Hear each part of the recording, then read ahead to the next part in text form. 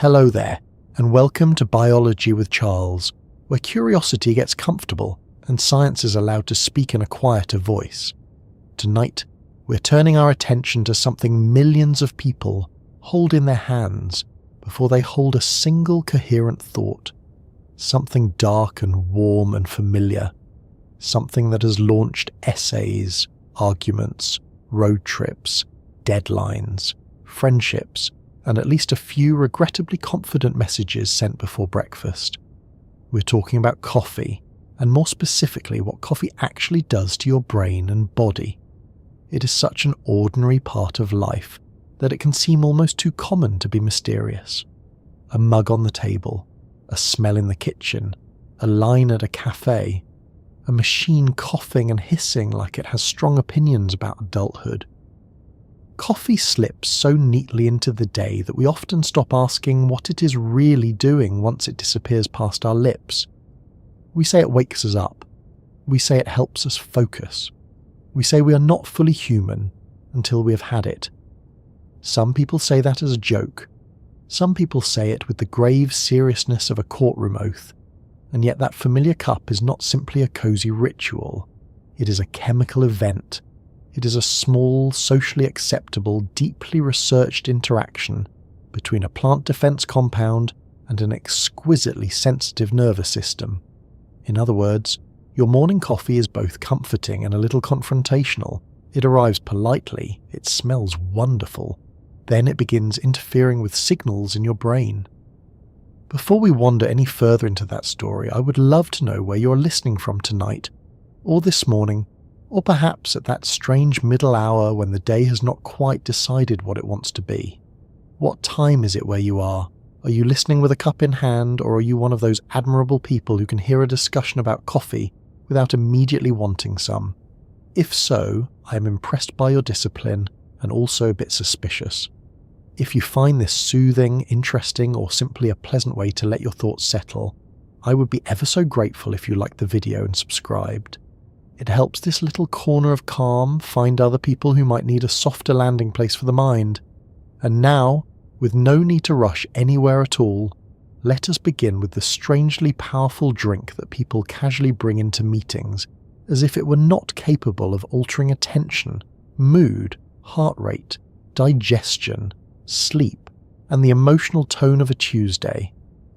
Coffee has been with us for centuries, and like many long-term companions, it has become easy to underestimate.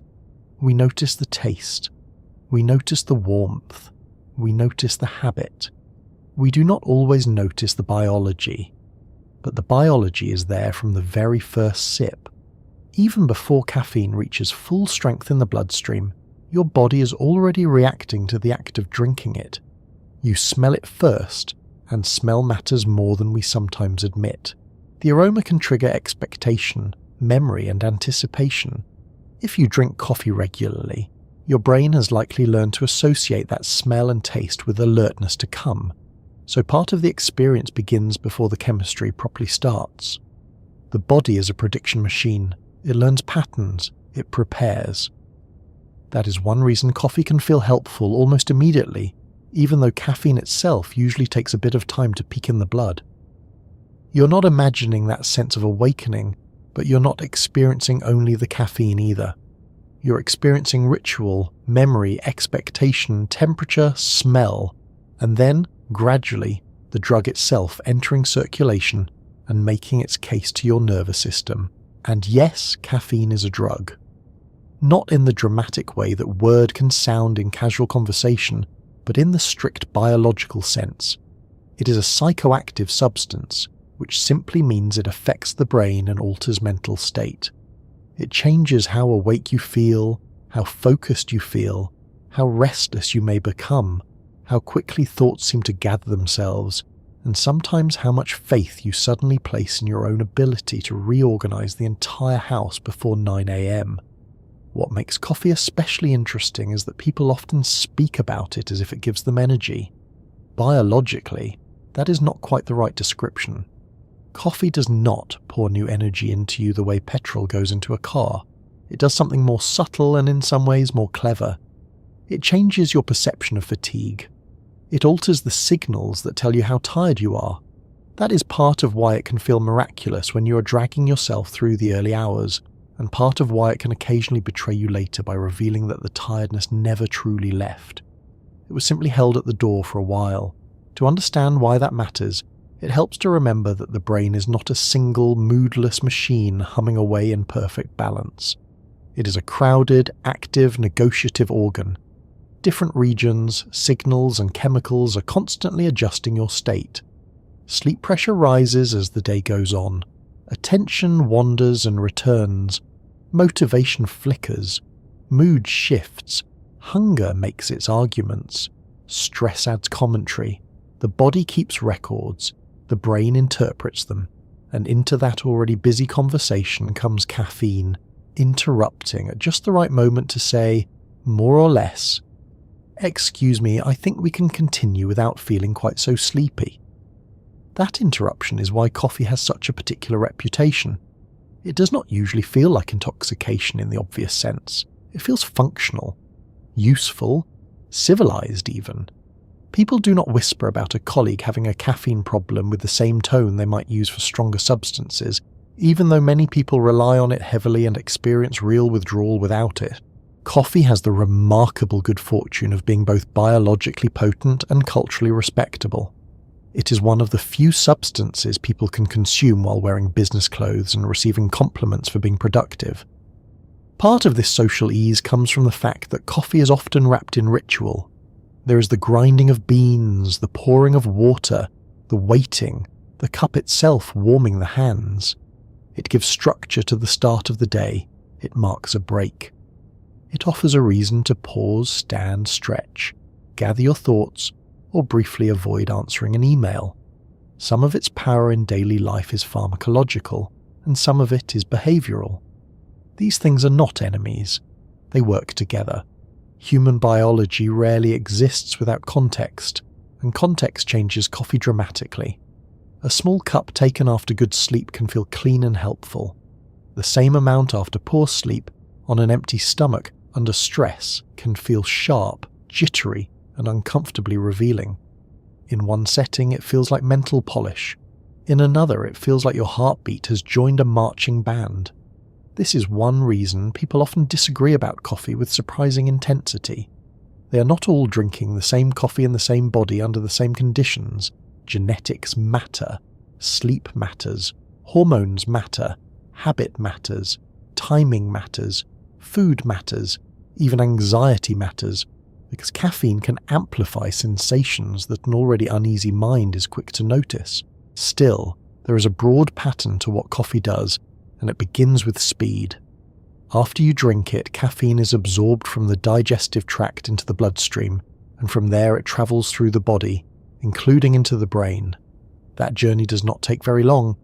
Within roughly half an hour to an hour, many people are feeling its clearer effects, though the exact timing varies. Once it is in circulation, caffeine is not choosing a single target, like a tiny guided missile aimed only at your attention span. It moves everywhere. The brain gets a great deal of the attention because that is where the subjective experience becomes obvious, but the rest of the body is very much included in the meeting. Your heart may beat a little faster.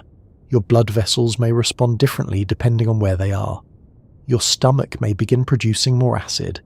Your bowels, in some people, may receive what can only be described as an enthusiastic memo. The kidneys may increase urine production slightly. Stress hormones may shift. Tremor may appear in the hands if the dose is high enough or the person is sensitive enough. Sleep later that night may become shallower or harder to reach, even if the cup felt harmless in the afternoon. Coffee is rarely a one-system story. That is worth pausing on, because people often talk about caffeine as though it belongs only to the mind. We say it helps us think. We say it wakes the brain up. All true to a point, but the brain is part of a body, and the body keeps score. When a drink changes alertness, it often changes circulation, digestion, hormone signaling, and sleep architecture as well. One reason coffee feels so powerful is that it nudges several systems at once. The result can feel beautifully efficient or slightly chaotic, depending on the person and the dose. Dose, unfortunately, is where modern life becomes a little slippery. A cup of coffee sounds precise until you notice that one cup may be small and mild, while another is large enough to make a lamppost seem judgmental. The caffeine content of coffee varies a great deal depending on bean type, roast, grind, brewing method, serving size, and where exactly you purchased the drink from someone who asked if you wanted it regular, with a smile suggesting that regular is a concept with no fixed meaning. This matters because many people are not only responding to coffee, but responding to a very uncertain amount of caffeine. A smaller amount may improve alertness and concentration without much downside. A higher amount may push the same person into restlessness, sweaty palms, racing thoughts, and a level of self-importance not fully supported by the evidence. Somewhere in between is the dose that feels ideal, and human beings have been trying to locate that line for a very long time. Some find it beautifully, others overshoot daily and then act surprised that their internal weather has become breezy. Another reason coffee fascinates biologists is that it exposes how strange the experience of fatigue really is. Feeling tired is not just a simple gauge that runs from full to empty. It is a constructed sensation, a message assembled from multiple signals. Sleep pressure builds chemically over waking hours. Circadian rhythms influence when alertness naturally rises and falls. Meals can make you feel sharper or heavier. Emotion changes everything.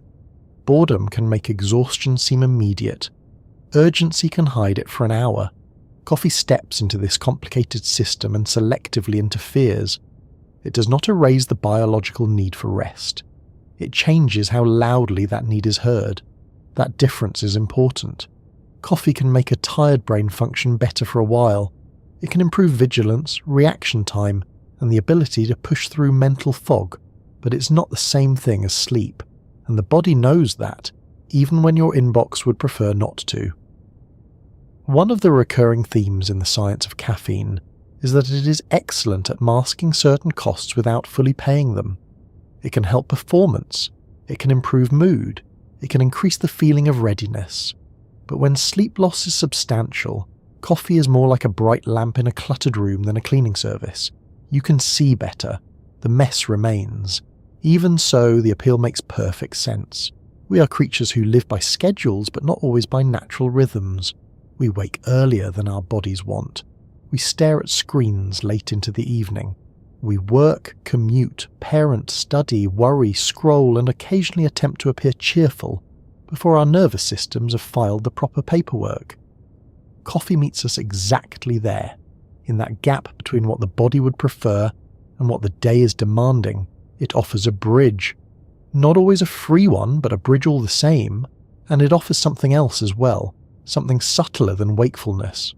For many people, coffee does not only increase alertness, it changes the texture of thought. The world can feel more arranged. The mind can feel more willing to start. The distance between intention and action can shrink. Tasks that seemed dull may become slightly more tolerable. Conversation may come more easily. A blank page may look less insulting. This is one reason people become attached not just to coffee as a drink, but to coffee as a version of the self. They are not only seeking less fatigue, they are seeking access to a familiar mental gear. That attachment can become so normal that its absence feels oddly personal. Skip coffee after regular use, and many people do not merely feel sleepy. They feel slow, headachy, irritable, dimmed around the edges. It can feel as though their real mind is unavailable. But that sensation is part of the long negotiation between caffeine and the brain. With repeated use, the body adapts.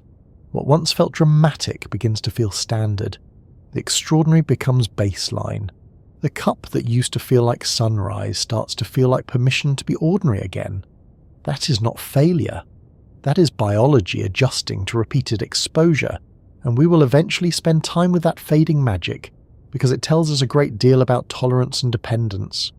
Before that, though, there is an earlier question to answer. What exactly is caffeine doing in the brain that makes all of this possible? Why should one molecule from a coffee bean have such an immediate effect on wakefulness, focus, mood, and the general impression that perhaps today can, after all, be managed? The answer begins with one of the less glamorous but more important substances in your nervous system, a molecule that quietly builds up while you're awake and helps create the pressure to sleep. It does not care about your deadlines. It does not care that you have a train to catch or a lecture to attend or a sink full of dishes that somehow grew overnight. It simply accumulates faithfully hour by hour as part of the body's ordinary accounting. And when caffeine arrives, it does not create alertness from nothing. It walks straight into that system and starts blocking the signal. That is where the real story gets interesting, because before coffee can make you feel switched on, sharper, or just a little more like yourself, it has to meet a molecule called adenosine. For most people, coffee does not begin as chemistry. It begins as a scene. It begins in low light, with a kitchen that still feels half asleep. It begins with cold feet on the floor, a machine warming up, a kettle whispering, a cupboard door opening with more effort than dignity. It begins with a person who is technically awake but not yet entirely available for higher reasoning. That detail matters. We often describe coffee as if it arrives in the middle of full alertness and then adds a little polish.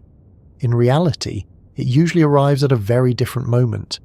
It meets us when the brain is still climbing out of sleep, when thought is slow to gather, when language takes a second to report for duty, and when the day feels one room away. That is part of why the first sip can feel so dramatic. People often say coffee feels like someone turning the lights back on. The phrase is casual, but it is not a bad description. Morning coffee can create the impression that the mind has moved from dim to bright, from blurry to usable, from private fog to public competence. One moment you're staring at the wall with the emotional range of a folded towel. A few minutes later you're locating your keys, remembering your obligations, and entertaining the possibility of becoming a functioning citizen. That shift feels immediate and personal. It can feel almost magical.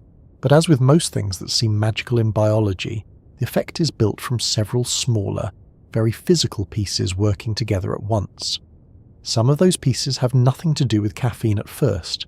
The smell matters. The temperature matters. The cup in the hands matters. The routine matters.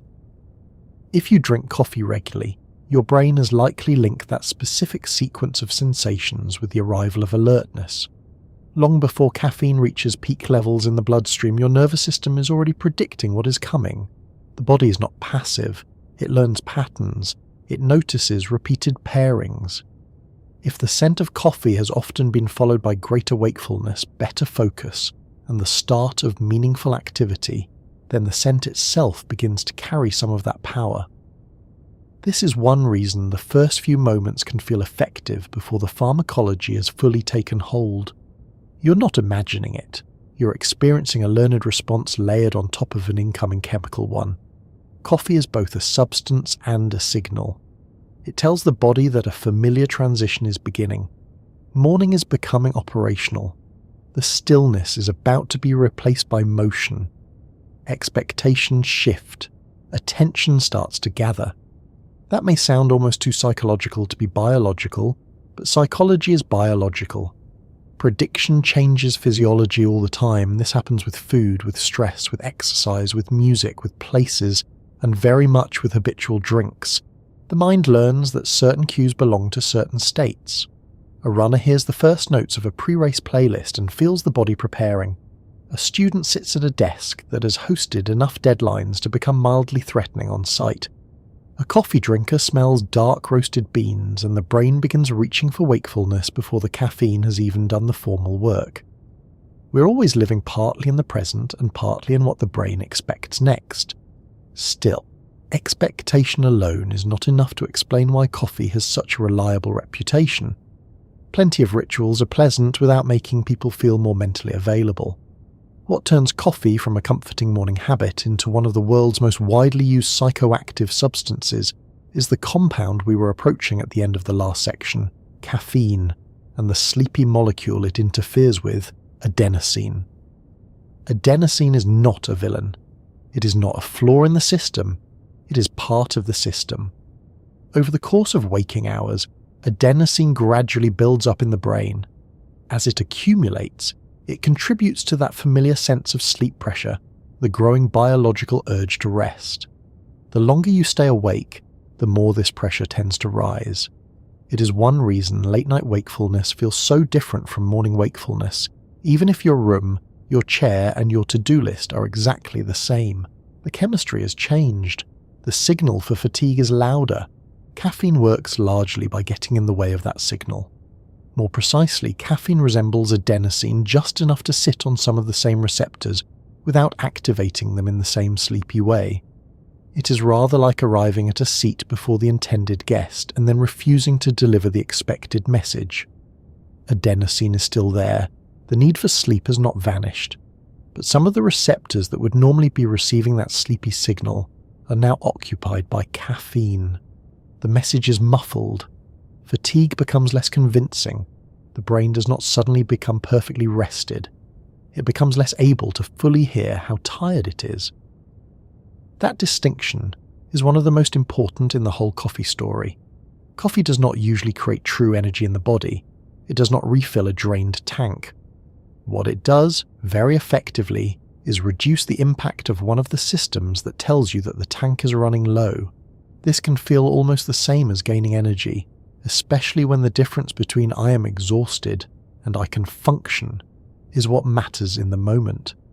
But biologically, it is not the same. The tiredness is not necessarily gone. It has been partially outvoted. That is why the first sip can feel like the lights coming on, even though no new electricity was installed. What changed is access. Some of the drowsiness that had been settling over the mind begins to loosen its hold, and that makes room for other systems to become more noticeable again. Attention sharpens. Reaction time may improve. Thoughts feel easier to line up.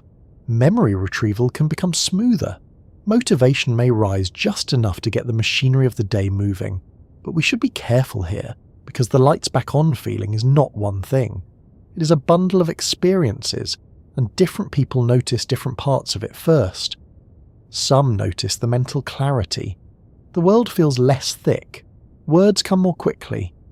A task that looked annoyingly difficult begins to look merely ordinary, which is one of the most useful emotional shifts known to modern life. Some notice mood.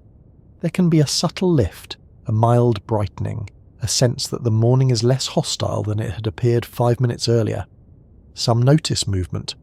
The body feels more willing to stand, walk, begin, respond. Others notice something slightly rougher around the edges, a faint internal buzz, a quickening that is not exactly pleasant and not exactly unpleasant, but certainly not neutral. The same cup can feel focused to one person and jangly to another. The reason for that variation is simple in principle and messy in practice. Coffee does not act on an identical system in every person. It acts on real human bodies with different genes, different sleep histories, different levels of stress, different hormone patterns, different eating habits, and different relationships to caffeine itself. One person drinks a cup and becomes pleasantly alert. Another drinks the same amount and feels as though their hands have been briefly replaced by tuning forks. Both are having genuine biological responses. The difference lies in the starting conditions. Timing plays a role as well. The morning brain is already in transition before coffee arrives. Cortisol, one of the hormones involved in wakefulness and stress regulation, naturally rises in the early part of the day.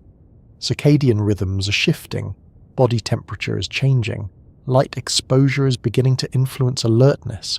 The brain is already moving toward wakefulness on its own timetable. Coffee enters that process and can amplify it, speed it, or make it feel cleaner and more forceful. In that sense, the first sip is not usually fighting against total darkness. It is stepping into dawn and making dawn feel more decisive.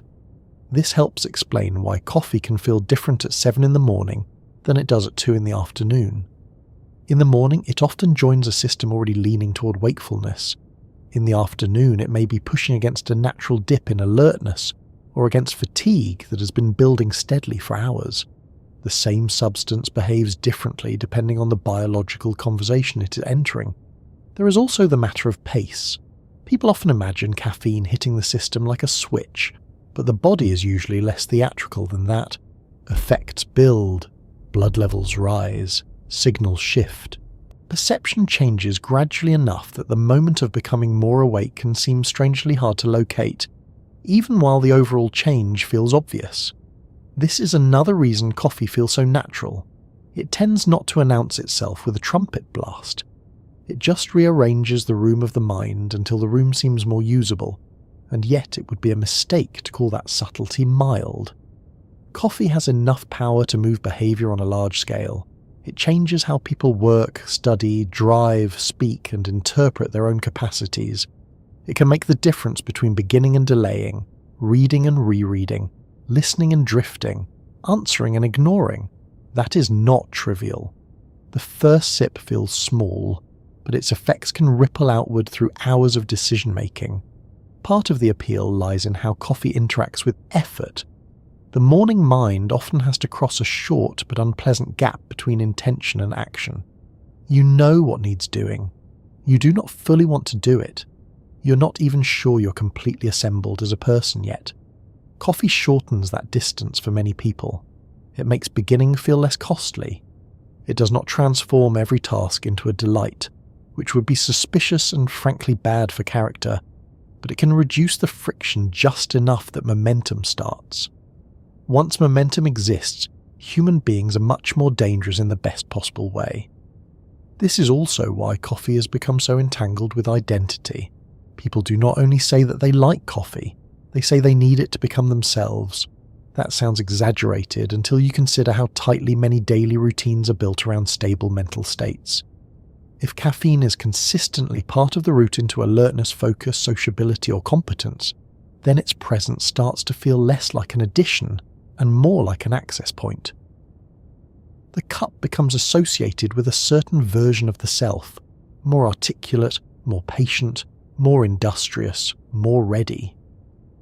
The danger of that feeling is not that it is false. Often it reflects real changes in performance and subjective state. The danger is that it can hide adaptation. The brain is always adjusting. When caffeine appears regularly, the nervous system does not simply sit there and accept the interference without comment. Over time it compensates. It changes receptor availability. It shifts sensitivity. It learns to live with the substance. That means the first sip of morning can remain emotionally important while becoming chemically less dramatic than it once was. The ritual still matters. The relief still feels real. But part of what you're experiencing may no longer be a leap above normal so much as a return toward normal from mild withdrawal and accumulated sleep pressure. That sounds less romantic than the usual story, but it is deeply human. Bodies adapt to repeated conditions. That is what they do. It is how we survive heat, cold, altitude, exercise, stress, and repeated chemical exposures. The fact that coffee loses some of its surprise over time does not make it useless. It simply means the brain is in the conversation too, quietly adjusting the terms. Even before tolerance becomes obvious, though, coffee has bodily effects beyond wakefulness. The first sip can feel cerebral, but the body is not standing politely in the corner waiting for the brain to finish. Heart rate may increase slightly. Blood pressure can rise for a time, especially in people who are less habituated. The stomach may respond quickly. Coffee is famous for its digestive consequences, and not without reason. Part of that is caffeine. Part may involve other compounds in coffee, and part is the body learning that this drink often arrives shortly before breakfast, movement, or the official beginning of the day's business. Once again, coffee is both chemistry and context. That bodily involvement contributes to the feeling of activation. We do not experience mental states as abstract events floating above the neck. We feel them in the chest, the muscles, the gut, the pace of movement, the willingness to engage. When coffee changes the body slightly, the mind reads some of that change as readiness. This is one reason the line between alert and anxious can sometimes grow thin. Faster heartbeat, increased arousal, greater vigilance, a touch of restlessness. All of these can be read by the brain in more than one way depending on mood and circumstance. On a good morning, the effect feels like competence arriving early. On a bad morning, especially with too much caffeine, too little sleep, or too much existing stress, the same stimulation can feel uncomfortably close to alarm. Thought becomes quick, but not always useful. Focus narrows, but not always wisely. The lights come on, certainly, but so does every appliance in the house, and now there is a hum in the walls. That does not mean coffee is unreliable. It means coffee amplifies what is already there as much as it replaces what is missing. A reasonably rested person may become sharper. A depleted person may become less sleepy, but not necessarily more stable. An anxious person may become more vigilant. A calm person may become pleasantly ready. The first sip is not just acting on a blank system. It is acting on a morning already shaped by the night before, and that night before matters more than people often admit. Coffee is sometimes used as a substitute for rest, but it functions better as a supplement to a brain that has already been given a fair chance to recover. This is why caffeine feels almost elegant after good sleep and slightly fraudulent after chronic sleep loss. It can still help in both cases, but in the second case it is spending more of its effort covering a deficit that remains biologically unpaid. Even so, few daily experiences are as satisfying as feeling the first real clearing of the mind after coffee begins to work. The page becomes legible. The face in the mirror looks as though it may have ideas again. The day stops feeling like an accusation and begins to resemble a list of solvable inconveniences. The body is not transformed into a different organism.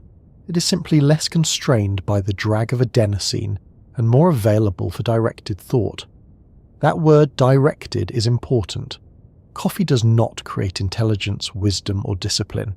It creates conditions that can support them, sometimes beautifully and sometimes a bit noisily. It may help you pay attention. It may not tell you what deserves attention. It may help you begin. It may not help you choose wisely what to begin. It can sharpen the beam.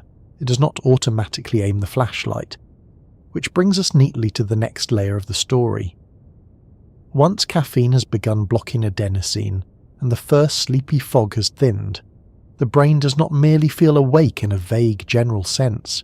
It starts processing the world differently. Signals compete differently.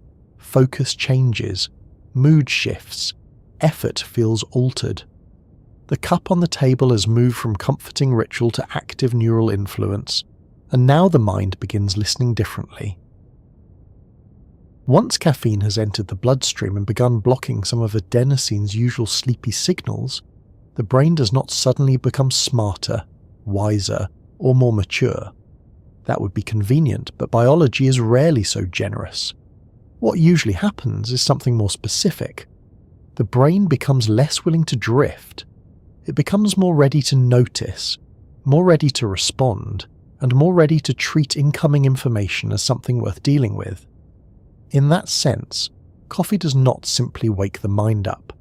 It changes what the mind is prepared to listen to. That is why a cup of coffee can make the world feel different, even when the world itself has not changed at all. The room is the same room. The email is the same email. The book is the same book.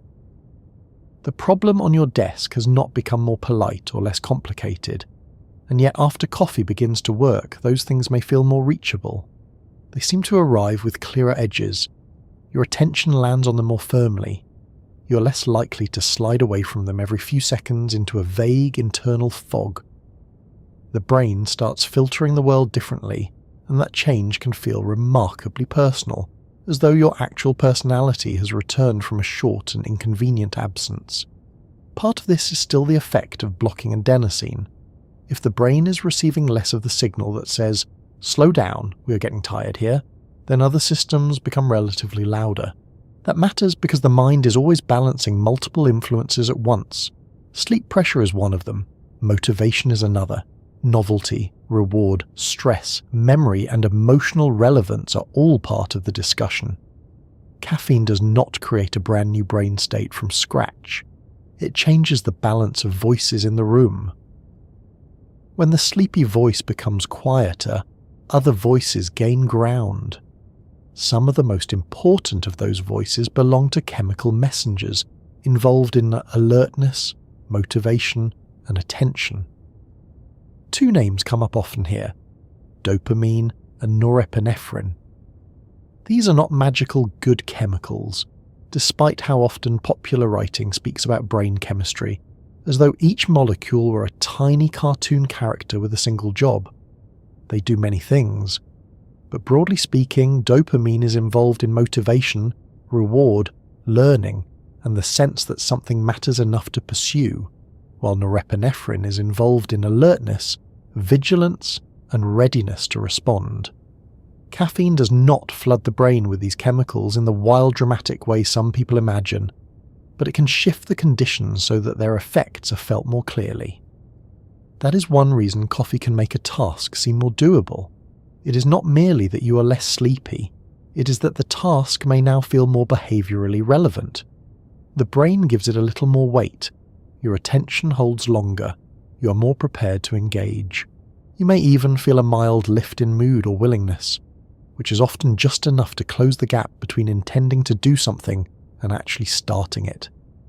This is where coffee earns much of its reputation. It does not just help people stay awake at a desk. It can make that desk seem less like an insult. A page of reading may feel less slippery. A conversation may feel easier to follow. A routine task may become more tolerable. Music may sound slightly more immediate. Even boredom can change shape. Coffee does not usually turn dull things into thrilling things, but it can make them feel less effortful to approach. That matters more than it sounds. Human behaviour is often shaped not by what is objectively possible, but by how costly it feels to begin. In that sense, caffeine changes mental economics. It lowers some of the apparent price of paying attention. Of course, attention itself is not a single ability. We talk about it as though it were one neat beam that can simply be made brighter, but in reality, attention has several parts. There is the ability to stay alert in general. There is the ability to focus on one thing. There is the ability to resist distraction. There is the ability to switch between tasks. There is the ability to notice something important quickly when it appears. Coffee can help some of these more than others, and the results are not always perfectly tidy. For many people, caffeine improves vigilance. That means they are less likely to miss signals, less likely to drift, and better able to keep monitoring the environment or a task over time. This is especially noticeable when people are tired, bored, or doing repetitive work. The sleepy brain tends to loosen its grip on the outside world. The caffeinated brain tightens it again. That can be useful when driving, studying, proofreading, or listening to someone explain something complicated before your nervous system has properly accepted that the day has started. Reaction time often improves as well. People may respond more quickly to cues, answer faster, and recover from moments of hesitation with less friction. But faster is not always the same as better. At modest doses, quicker thinking may feel like clarity. At higher doses, it may feel more like acceleration without steering. Thoughts come more quickly, yes, but not necessarily more accurately. Confidence rises more readily than wisdom. This is one of coffee's more charming and occasionally dangerous qualities. It can make you feel ready before it has made you right. That said, when the dose suits the person, the effect can be genuinely helpful. Working memory, the system that allows you to temporarily hold and manipulate information, may function a little better under caffeine, especially if fatigue was dragging it down. This can make it easier to keep a sentence in mind while reading the next one, to follow a line of reasoning, to do mental arithmetic without losing track halfway through, or to remember why you walked into the room in the first place. Coffee does not turn the brain into a supercomputer, but it can reduce some of the mental slipping that happens when tiredness keeps tugging at the edges. There is also the question of sensory gating. though that phrase sounds much more formal than it feels in everyday life. What it means, loosely, is that the brain is always deciding what deserves notice and what can be ignored. Not every sound, sight or thought can be given equal weight. If that happened, ordinary life would feel like standing in the middle of a crowded train station, while every voice insisted on being the most important one. A well-regulated brain filters, it prioritizes, it decides what to let through. Caffeine can alter that filtering. Sometimes that is useful. A person may become better at noticing relevant cues, picking up details, staying with the thread of a conversation, or keeping a goal active in mind. But sometimes the filtering becomes less elegant. More things feel urgent. More signals feel worth reacting to. This is part of why caffeine can make the world feel sharper, but also in some cases slightly louder. The mind is listening differently, yes, but occasionally it is listening too hard. That is often the beginning of jitteriness. Not stupidity, not weakness, not some personal failure to handle adulthood, just a brain and body in a heightened state of responsiveness. The coffee did not only reduce drowsiness, it increased arousal. Your system is more alert, more vigilant, more ready to move. If that shift stays within a comfortable range, it feels like readiness. If it overshoots, it feels like strain. This is also why caffeine can affect mood in such mixed ways. At a modest level, many people feel better after coffee. Not euphoric, usually, just a bit lighter, more willing, more socially available, more mentally awake. Part of that is relief from fatigue. Fatigue itself can make the world seem blunt and irritating. Remove some of that heaviness and mood often improves with it. Part of it may also involve dopamine-related pathways that make effort and reward feel slightly more connected. The day seems more workable. A task feels more worth attempting. That subtle change can look a lot like optimism. But the same system can swing the other way if the dose is too high, or the person is already tense. Then the caffeinated state may feel less like optimism and more like agitation. Thoughts speed up. Focus narrows too much or becomes scattered. The body hums. Small problems feel bigger than they did. Social discomfort may become more noticeable. A person may interpret their own increased arousal as anxiety, and sometimes quite reasonably, because physiologically the overlap is real. Faster heartbeat, increased alertness, more scanning of the environment, a sense that something is happening inside the body that requires interpretation. Calm minds may read that as energy. Worried minds may read it as danger. The body and brain are always translating each other. This is why context matters so much. Drink coffee after a solid night's sleep with food in your stomach, before a task that genuinely needs focus, and the mind may feel well tuned. Drink the same amount after poor sleep, on an empty stomach, during a stressful day, and the effect can be much rougher. The same chemical has entered the system, but the system receiving it is different. Caffeine is not working on a blank page. It is working on a page that already has a story written on it. It is worth saying clearly that coffee does not improve every kind of thinking equally. It may help alertness and attention, but it does not automatically improve judgment, creativity, or deep understanding. Sometimes people under caffeine feel more fluent and productive because they are thinking faster and staying on task better. That can be very real. But sometimes they merely feel more fluent. The difference matters. A person may type more words, speak more quickly, or attack a problem with great sincerity while not actually producing a better outcome. The brain under caffeine is often more ready to act. Whether it is ready to act wisely depends on many other things.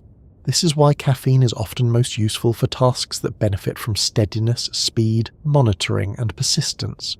Staying awake on a long drive, studying dull material, editing a document, responding to routine demands, watching for errors, keeping going through a boring meeting with your soul only mildly damaged. These are places where reduced drowsiness and improved vigilance genuinely help. For more complicated thinking, the effect can still be positive, but it is less guaranteed. A calm, rested brain may use caffeine as a clean boost. A stressed brain may just become more intensely itself. Then there is the social mind, which coffee also influences in interesting ways. Many people feel more conversational after a cup. Words come faster. Responses feel more available. The distance between thought and speech shrinks. This can be pleasant. It can make a person feel more present in conversation, more likely to contribute, less likely to sit in a sleepy silence while their brain searches slowly for the end of a sentence. A little more mental speed can create a sense of social ease, or again, it can overshoot. Talkativeness can become rambling, quickness can become impatience. Listening can become waiting for one's turn to say the next caffeinated thought, which is not the same skill at all. The point here is not that coffee is socially dangerous. Civilization has clearly survived it. The point is that caffeine changes processing style, and that change can shape not only how we think alone, but how we receive and respond to other people. Even perception of effort shifts. A task that looked heavy may now look manageable. An hour of work may feel less oppressive. This matters because the brain is not just a machine for solving problems. It is a machine for estimating whether problems are worth the cost. Coffee nudges that estimate. It can make effort feel cheaper. That is one reason it is tied so closely to productivity. You're not only more awake, you're more willing to spend mental resources. There is something else going on as well, and it is easy to miss because it feels so ordinary. Coffee can strengthen the sense of continuity in thought. The sleepy brain is easily interrupted. It wanders. It pauses in the middle of its own sentence. It forgets what it was trying to do and then, somewhat insultingly, forgets that it forgot. After caffeine, many people feel that their thoughts connect more smoothly. One idea leads to the next with less drag. Plans are easier to hold together. It becomes easier to sustain a line of attention long enough for the mind to do something useful with it. That continuity is a large part of what people mean when they say coffee helps them think. They do not necessarily mean that the ideas themselves are better. They mean the ideas stop falling through the gaps. Still, the brain is not a machine that likes being pushed endlessly. The heightened listening state created by caffeine has limits.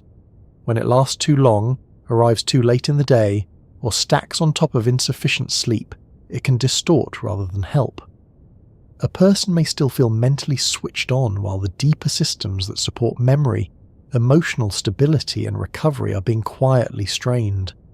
The cup feels helpful now, but the bill may arrive that night in the form of delayed sleep or lighter sleep, and then the next morning coffee is asked to rescue a problem it partly helped create. Many people live in that loop without noticing how much of their coffee is now solving yesterday's coffee. Even without getting that far, the brain adapts. Regular caffeine use changes expectations. The listening difference that once felt dramatic starts to feel normal. The morning cup no longer seems to sharpen the world so much as restore it to standard definition. That is tolerance beginning its quiet work. The brain is learning the pattern. It compensates.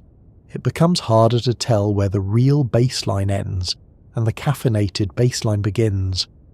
That does not mean coffee stops working. It means the relationship becomes more negotiated.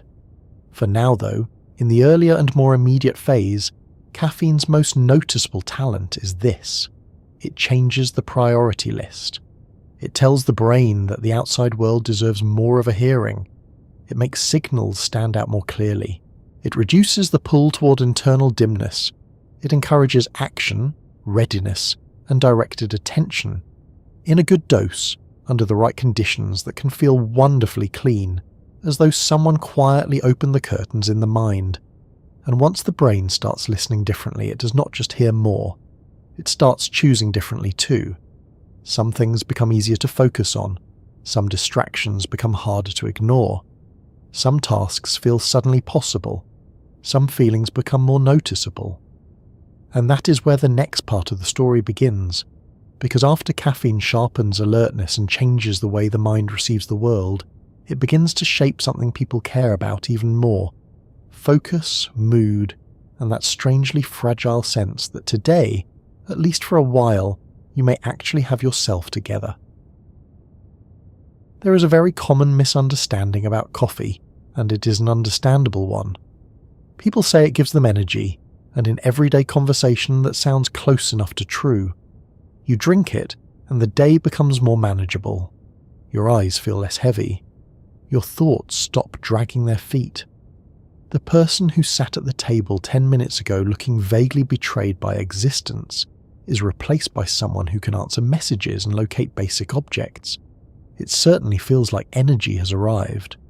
But what coffee often gives is something a little different. It gives borrowed alertness. That phrase matters because it explains both the beauty of caffeine and the quiet trouble hidden inside it. Coffee does not usually create fresh reserves in the way a good night of sleep does.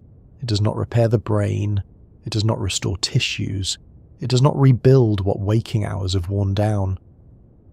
What it does is interfere, quite skillfully, with one of the main chemical systems that reminds you that you're getting tired. It lowers the volume on fatigue. It lets you act as though the bill is smaller than it really is. That is why coffee can feel so helpful and so deceptive at the same time. To understand this properly, it helps to imagine the brain not as a simple machine with an on switch and an off switch, but as a place of constantly shifting pressures. Wakefulness is not only the absence of sleep. Sleep is not only the absence of wakefulness. These are active states regulated by multiple systems that rise and fall, compete and cooperate, and take turns being more or less convincing. One of the strongest influences in that system is sleep pressure, the gradual biological push toward rest that builds while you are awake. Adenosine is one of the key players in that process. As you move through the day, adenosine accumulates. This does not feel dramatic in the moment. You do not notice it building the way you might notice hunger or thirst, but over time it contributes to that familiar heaviness in the mind, the slow thickening of thought, the growing appeal of sitting down for just a moment and perhaps never standing up again. It is part of why 10 o'clock at night does not feel the same as 10 o'clock in the morning, even if you are in the same room wearing the same jumper and making equally ambitious plans. The longer you stay awake, the more sleep pressure tends to rise. That pressure is not a moral judgment. It is not weakness. It is not your brain being lazy or dramatic. It is the nervous system keeping account. Time spent awake has a cost. The brain is active all day, burning energy, processing information, managing movement, storing memories, regulating emotion, maintaining the endless internal paperwork of being alive. Sleep pressure is part of how the body insists that this activity eventually be balanced by recovery. Caffeine enters that system like a charming liar.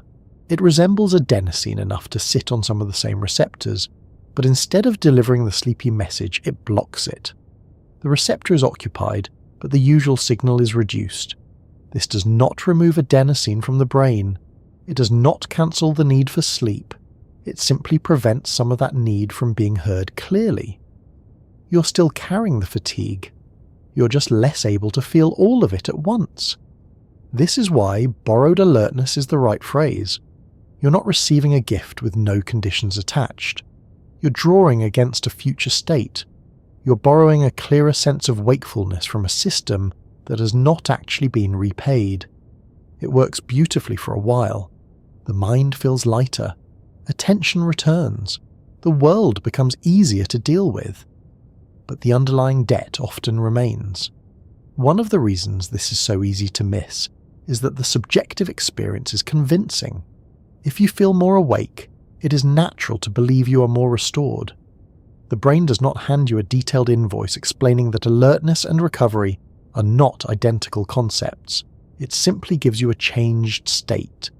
You can think more clearly, you can work, you can speak, you can drive. You can read the same paragraph only once instead of 6 times. That feels real because it is real.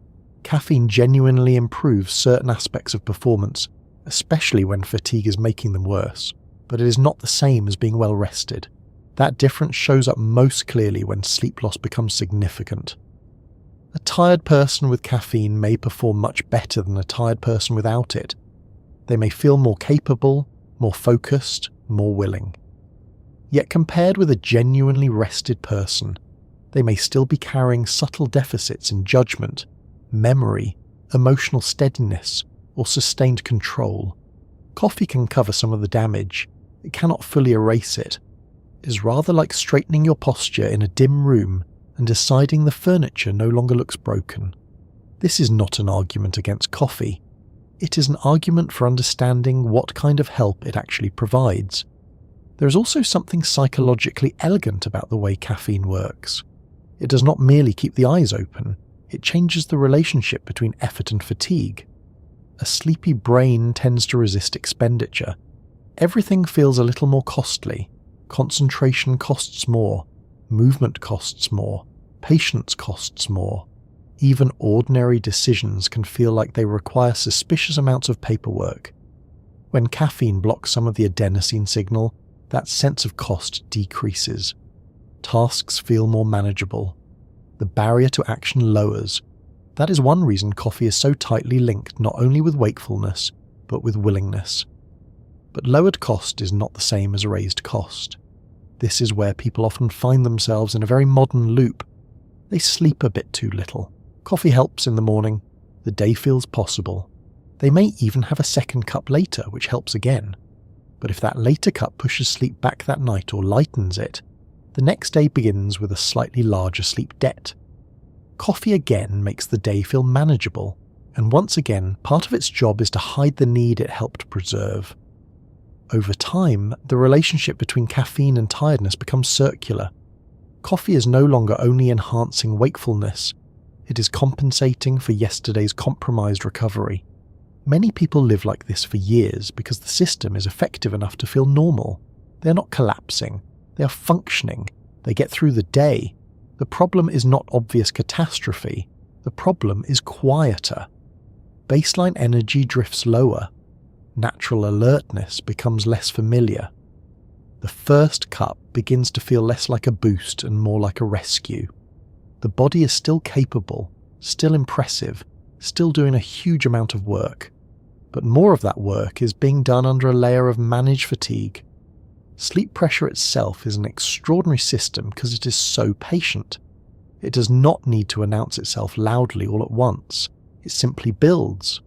Hour by hour, the drive for sleep becomes more persuasive. You may override it with light, stress, novelty, movement, social interaction, or caffeine. But the underlying biological push continues. It is one of the reasons exhaustion can seem to arrive suddenly late in the day, even when you thought you were coping perfectly well. You were coping. You were simply coping against a pressure that kept rising. Caffeine is especially good at disguising this during routine or urgent activity. If you are busy, engaged, stimulated, or under mild pressure, the borrowed alertness often feels strong. The world gives you enough input that the brain can keep moving on the reduced adenosine signal. But when activity drops, when the meeting ends, when the commute is over, when the room gets quiet, the fatigue underneath may reappear with surprising bluntness. Suddenly the body seems to remember everything it was not allowed to say earlier. This is one reason afternoon crashes can feel so unfair. It is not always that the coffee stopped working in some dramatic way. Sometimes it is that the underlying sleep pressure kept building while the caffeine was softening its voice. Once the effect weakens enough, the brain has to hear more of the message again, and the contrast can be unpleasant. You feel not just tired, but revealed. The half-life of caffeine is part of this story too. It stays in the body longer than many people casually assume. Even when the most obvious sensation has faded, a substantial amount may still be circulating.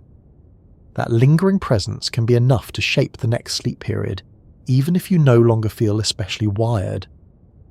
This is where caffeine becomes sly. A person may say, quite honestly, that they can drink coffee in the afternoon and still fall asleep at night. And they may. Falling asleep is not the only measure that matters. Sleep can also become lighter, later, shorter, or less restorative without announcing itself in a dramatic way. The person still sleeps. they simply do not recover as well as they might have. Then the next morning arrives, and coffee feels unusually necessary. Borrowed alertness has another interesting feature. It is often front-loaded.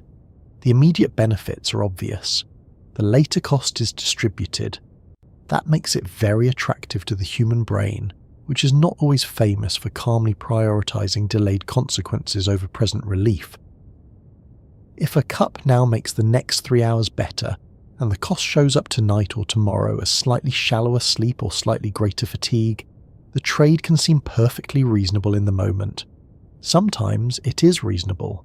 The difficulty comes when the pattern repeats so often that the future cost becomes part of the daily background. There is also an emotional side to sleep pressure that people do not always notice. As fatigue rises, emotional regulation often becomes more fragile. Irritation comes faster. Patience thins. Small frustrations feel less small. The tired brain is not only slower, it is more vulnerable to feeling overwhelmed, defeated, or vaguely persecuted by ordinary inconveniences such as loud packaging or software updates. Caffeine can temporarily improve that by lifting alertness and improving the sense of coping. A person may feel more emotionally steady after a cup simply because the world becomes less effortful to handle. Yet again though, this is not the same as full restoration. Underneath the improved mood, the brain may still be carrying the accumulated strain of insufficient sleep. If the dose is right, caffeine makes that easier to bear. If the dose is too high, the same drink may push the nervous system into increased tension, replacing dull irritability with brisk irritability, which is arguably more productive but not necessarily more charming. Another complication is that sleep pressure and circadian rhythm are not the same thing, even though people often experience them together. Sleep pressure builds the longer you stay awake. Circadian rhythm is your internal timing system, the roughly daily cycle that helps determine when alertness and sleepiness naturally rise and fall. These two systems interact. Morning may feel easier not only because sleep pressure is low after rest, but because circadian signals are promoting wakefulness.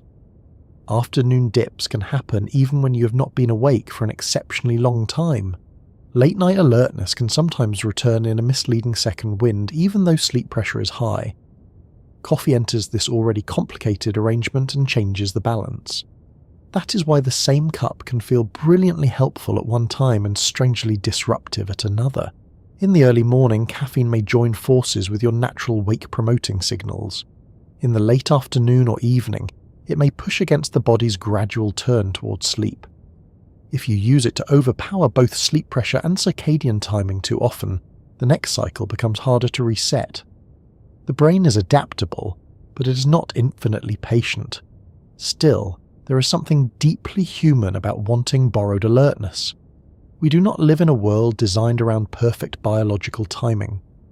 We live by clocks, deadlines, school runs, night shifts, long drives, newborn babies, early meetings, and the occasional terrible decision to start a complicated task far too late. Coffee is popular because it meets reality where reality actually is. It does not ask whether you should be tired. It simply offers a way to be less obviously tired for a while, and often that is enough. A cup at the right moment can help a student read with more attention, a parent survive the morning, a worker focus through a routine task, a traveller stay safe on the road. There is no need to treat caffeine as either miracle or menace. It is a tool, a very effective one, but like many effective tools, it is best understood with some honesty. It is not the same as renewal. It is not a substitute for what sleep does. It is negotiation with fatigue, not a cancellation of it. That negotiation becomes even more interesting when you use caffeine regularly, because the brain begins adapting to the arrangement. Receptors change. Sensitivity shifts. The same dose produces a smaller effect. What once felt like a clean lift starts feeling ordinary. Sometimes the first cup is no longer producing extra brightness, so much as reversing the dullness that appears when caffeine is absent. This is the beginning of tolerance, and it changes the whole emotional meaning of coffee. The drink that once felt like added power starts to feel like access to normal function. That can be a little unsettling to notice, but it is also completely expected. The nervous system is always trying to maintain balance. If adenosine signals are being blocked regularly, the brain looks for ways to compensate. It may increase the number or sensitivity of certain receptors. It may adjust the system so that ordinary wakefulness is harder to reach without the usual caffeine input. Then when caffeine is missing, adenosine has a louder room to speak in. Sleepiness feels stronger, headaches may arrive, mood dips. The person says, quite reasonably, that they are useless without coffee, though what they are often noticing is not merely who they are naturally, but who they are after adaptation. All of this makes the battle between caffeine and sleep pressure feel quiet but powerful. You do not see it. You do not feel receptors being occupied or signals being muffled. You simply live inside the outcome. The morning becomes possible.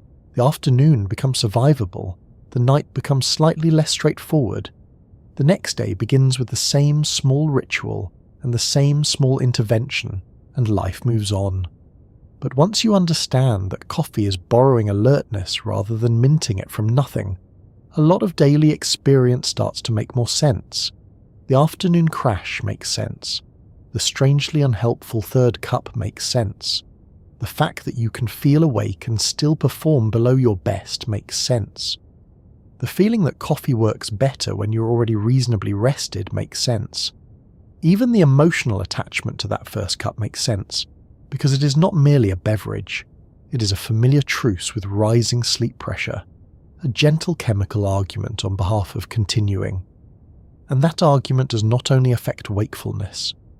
Once the brain feels a little more available, a little less dragged downward by fatigue, the effects begin spreading into other parts of experience: sharper focus, better task persistence, faster reactions, a slightly lifted mood, and sometimes a version of yourself that feels more capable and more willing.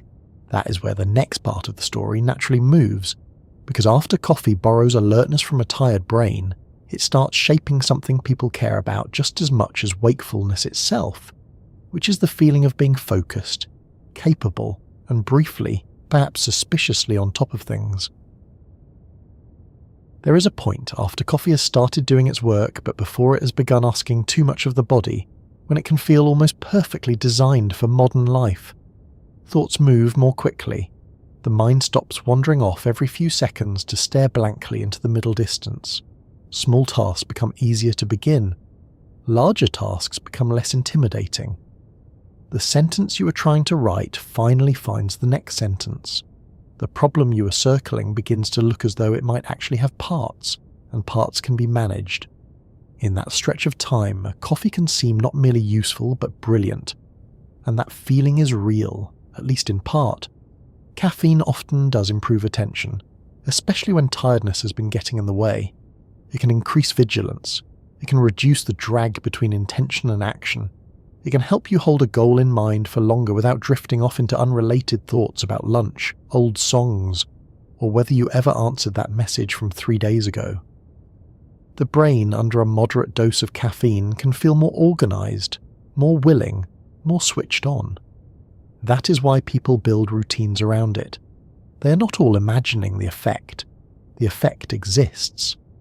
But coffee's most flattering version of itself does not always last. The same cup that makes you feel sharp can, with a little too much dose, a little too little food, a little too much stress, or a little too little sleep, begin to tilt in a less comfortable direction. The focus becomes tension. The speed becomes restlessness.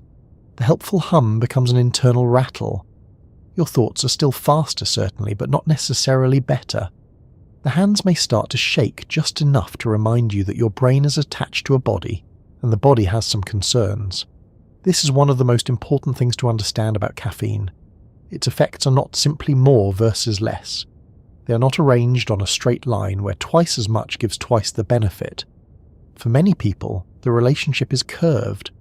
A small or moderate amount may improve alertness and concentration. More than that does not necessarily produce more clarity. It may produce more stimulation, which is not the same thing. The sweet spot can be surprisingly narrow, and human beings are not always famous for stopping at the sweet spot. Part of the problem is that the first benefits of coffee are often obvious and rewarding. You feel the fog lifting. You feel the task becoming easier to approach. You feel that mild return of confidence that says perhaps the day is not, after all, a personal attack. It is easy then to assume that another cup will simply continue the same trend. If one mug made the morning manageable, perhaps another will make it excellent. Sometimes it will. But often what happens instead is that the quality of alertness changes. The best way to describe that change is to say that arousal begins to outrun control. At a comfortable level of stimulation, the brain is awake enough to focus without becoming overwhelmed. Signals feel clearer, effort feels cheaper, working memory holds on a little better. You can stay with one thing. But as arousal rises further, the system starts sacrificing finesse. You're more activated, yes, but less settled. Attention may narrow too aggressively or dart around too quickly. You become ready for action without always being ready for thoughtful action. That can still look productive from the outside. You may type faster, speak faster, reorganize things with great conviction. But internally, the state is often less clean. This is why coffee can feel brilliant right up until it doesn't.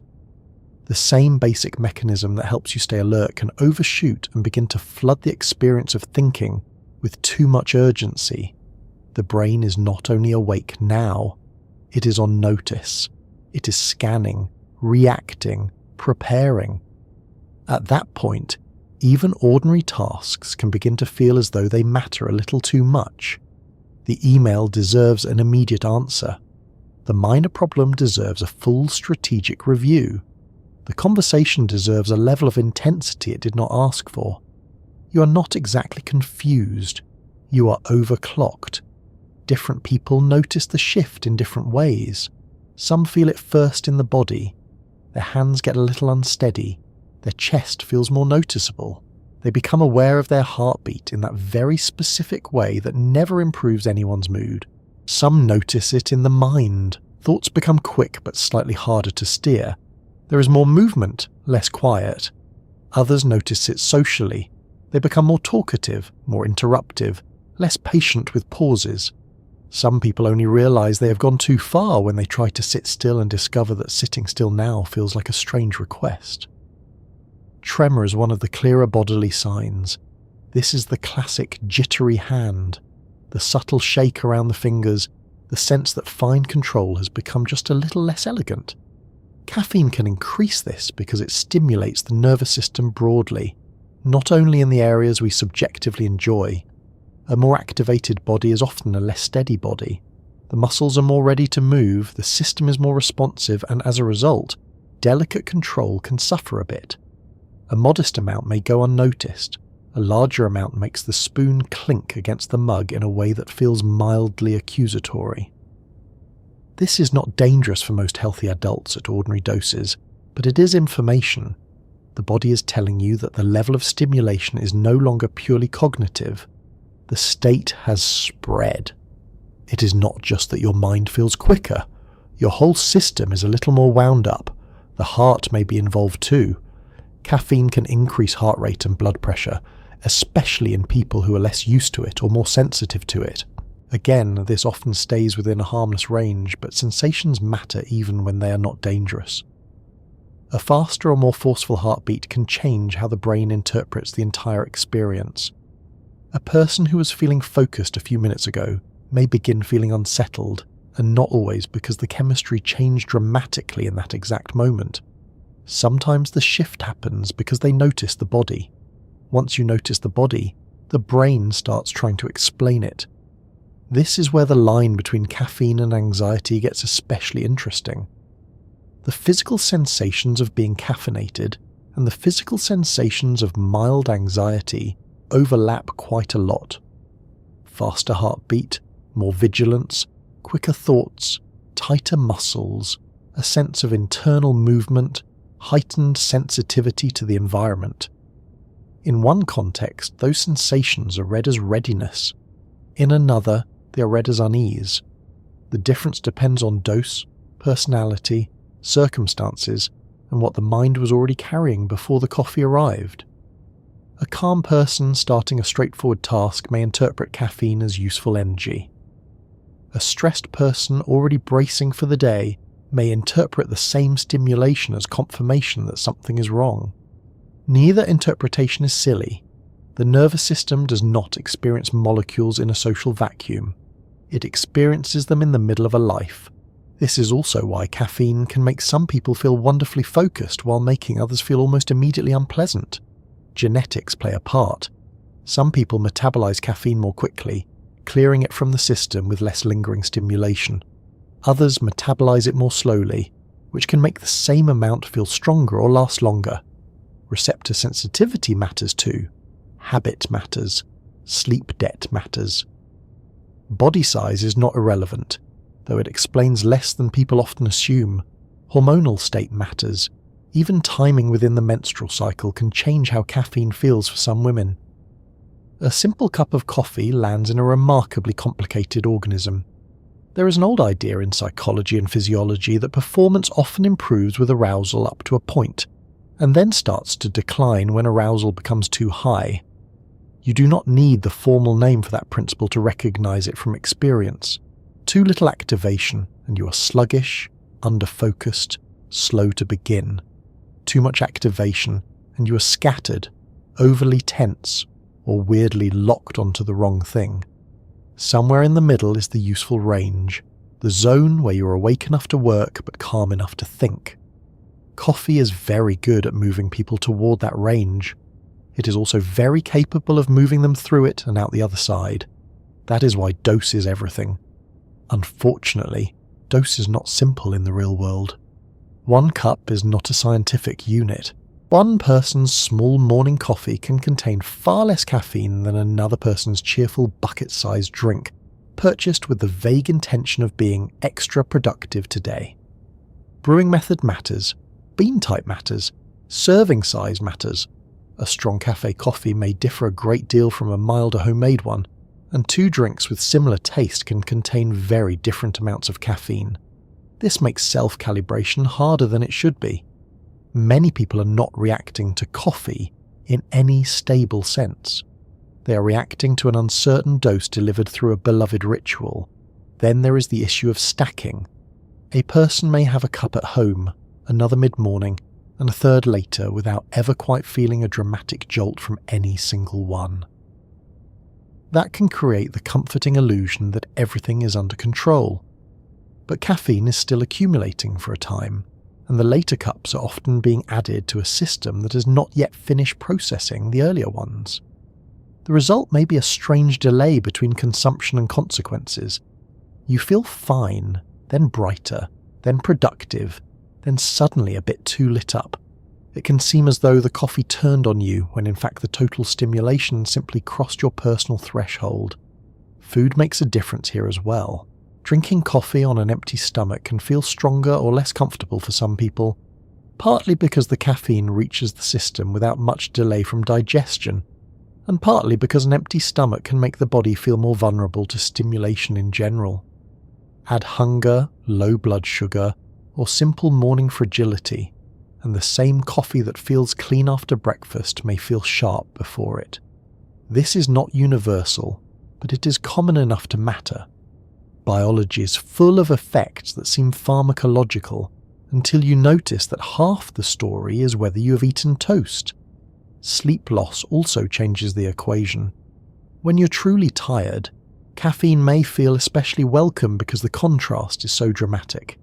It lifts you out of deeper fog. But sleep deprivation can make the nervous system less stable in other ways. Emotional control is weaker. Stress reactivity is often higher. The body is already under strain. In that context, caffeine can improve alertness, while also making the edges of the day feel rougher. You're more awake, yes, but also more vulnerable to overshoot. The system is grateful for the help, and slightly resentful of the method. What many people are really seeking from coffee is not maximum stimulation. It is useful focus. Those are not the same thing. Useful focus is selective. It helps you stay with what matters while ignoring what does not.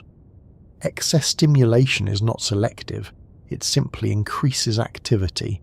That activity may attach itself to the right thing, or it may attach itself to a small irritation, a trivial task, or a thought loop that has no business receiving premium cognitive resources. This is one reason too much coffee can lead to a strange form of busyness that looks active but does not always produce much of value.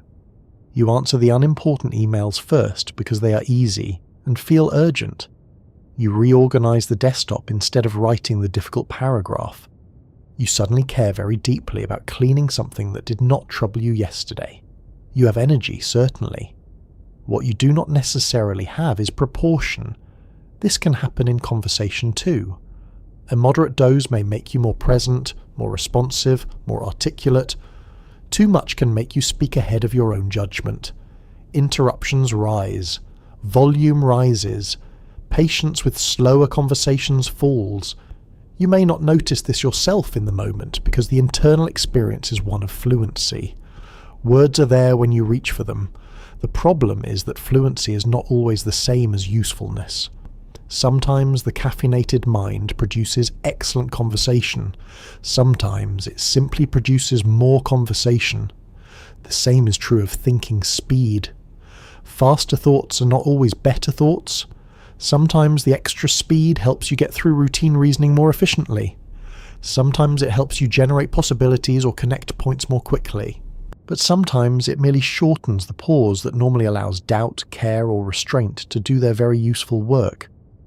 The brain benefits from a certain amount of hesitation, not paralysis, just enough time for one thought to check whether the next thought is a good idea. Too much stimulation can compress that gap. This is one of the reasons caffeine can produce a slight mismatch between confidence and precision. You feel ready, you feel capable, you feel as though the answer is within reach. Often that is helpful. Sometimes it is exactly what was needed to get started. But sometimes the sensation of mental brightness is doing a little more work than the actual quality of the reasoning. You feel sharp, and because you feel sharp, you assume the result is sharp. Usually life forgives this. Occasionally an email does not. Still, it would be unfair to pretend that coffee is mostly a trap. For many people, in moderate amounts, it remains a genuinely useful aid to concentration. It helps with boring work, early work, repetitive work, and any task where staying awake and paying attention are half the battle. It can make sustained effort more tolerable. It can protect against lapses when monotony would otherwise pull the mind apart. It can even improve enjoyment of some work simply by making you feel mentally available enough to engage with it properly. The trick is not to fear stimulation. The trick is to know when stimulation has started costing more than it is giving. That moment can be surprisingly subtle. Sometimes it is not a full jitter or obvious anxiety. Sometimes it is just that your focus gets oddly brittle.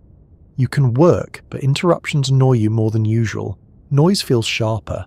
Small obstacles feel slightly outrageous. You are productive, but not especially flexible.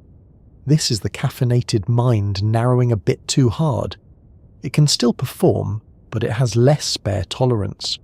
A minor disruption now feels like a personal sabotage. That is not always a sign of a flawed character. Sometimes it is just a sign that the nervous system is running hot. Another quiet sign is when coffee stops feeling clear and starts feeling compulsory. You are not drinking it because you have chosen a useful tool for a specific moment. You are drinking it because the alternative feels unthinkable. At that point, the line between benefit and management has blurred. Some of what the coffee is doing may still be positive. Some of it may simply be relieving the dullness created by tolerance and incomplete recovery. The state you are calling brilliant may partly be ordinary function clawed back through chemistry. And yet even that does not make coffee a villain. It makes it revealing. It shows how much of mental performance depends on balance. The brain needs alertness, but not too much. It needs motivation, but not frantic urgency. It needs attention, but not hyperfixation on the wrong thing. It needs a body that can support the mind, not distract it with shaking hands and a racing pulse. Coffee can move you toward that balance or away from it, depending on dose, timing and circumstance. That is why two people can talk about it as though they are discussing different substances. In a sense, they are. They're each describing coffee in a different body at a different point on the curve. There is also a reason the unpleasant side can arrive late enough to surprise people. The early phase of caffeine often feels mentally useful first. The body may take a little longer to voice its objections, or the body may have been speaking all along in a quieter language, a bit of tension in the shoulders, a slight extra clench in the jaw, a tendency to reread the same line with growing irritation, a desire to keep doing things without quite deciding which things matter. By the time the person identifies the state as too much, they have often been living in it for a while. When the effect tips over, the disappointment can be oddly sharp because the beginning felt so promising. Coffee was helping. It was making you faster, sharper, more able. Then suddenly it feels like you have hired a very enthusiastic assistant who will do any task immediately, including the wrong ones, and who has started tapping the desk with alarming speed. The brilliance is not gone. It has simply become undisciplined. That turning point is important because it leads naturally into another question. If coffee does not only change alertness and focus, what else is shaping that sense that it helps you feel more capable, more motivated, and somehow more like the version of yourself you were hoping to be that day? Part of the answer lies in the brain's reward and mood systems, because caffeine does not only help you think, it can also change how effort feels, how pleasant the day seems, and why the buzz of a cup can feel so strangely close to the feeling of becoming yourself again. There is a particular kind of sentence people say about coffee that sounds casual but carries more meaning than it first appears to. They say, "I just feel more like myself after coffee." Not stronger, not smarter, not transformed into some shining new creature of perfect focus and social grace.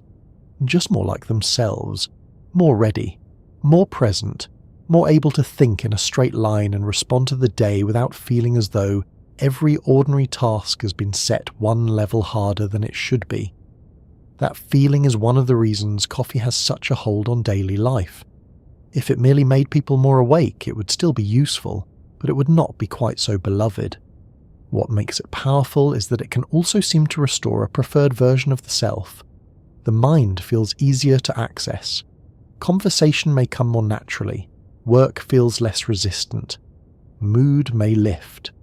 The gap between who you are in a slow, heavy, half-awake state and who you feel yourself to be when properly engaged begins to close. It is not surprising that people grow attached to that shift. It feels less like borrowing a tool and more like being handed back your own keys. Some of that feeling comes from simple relief.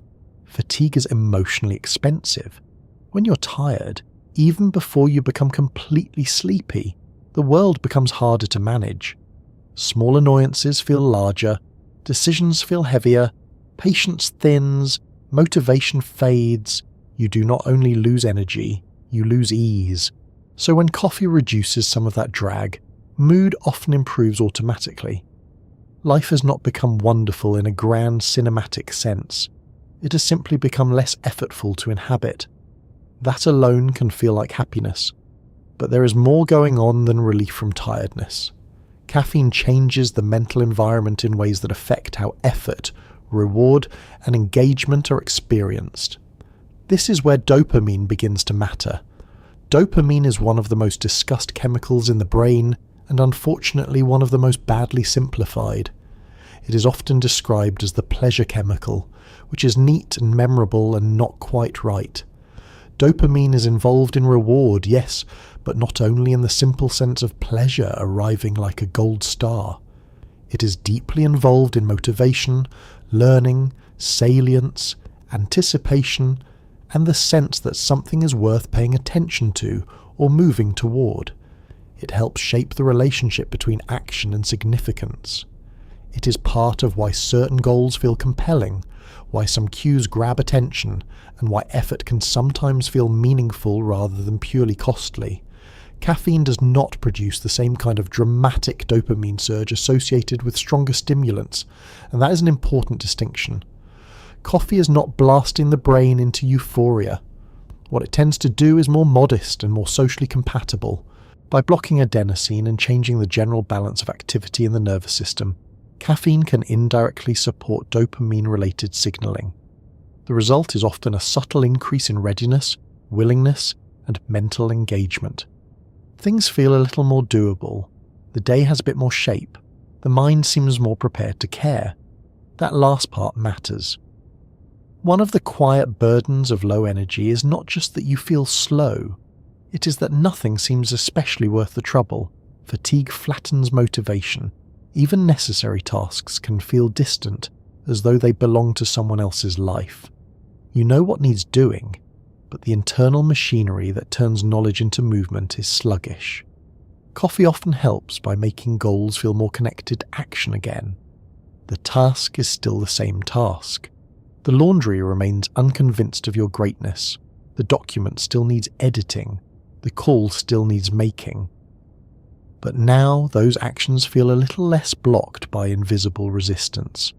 This is where the comforting buzz of coffee often comes from. It is not merely the sensation of being stimulated. Plenty of stimulation is unpleasant. The comforting part comes from the combination of greater alertness and greater willingness.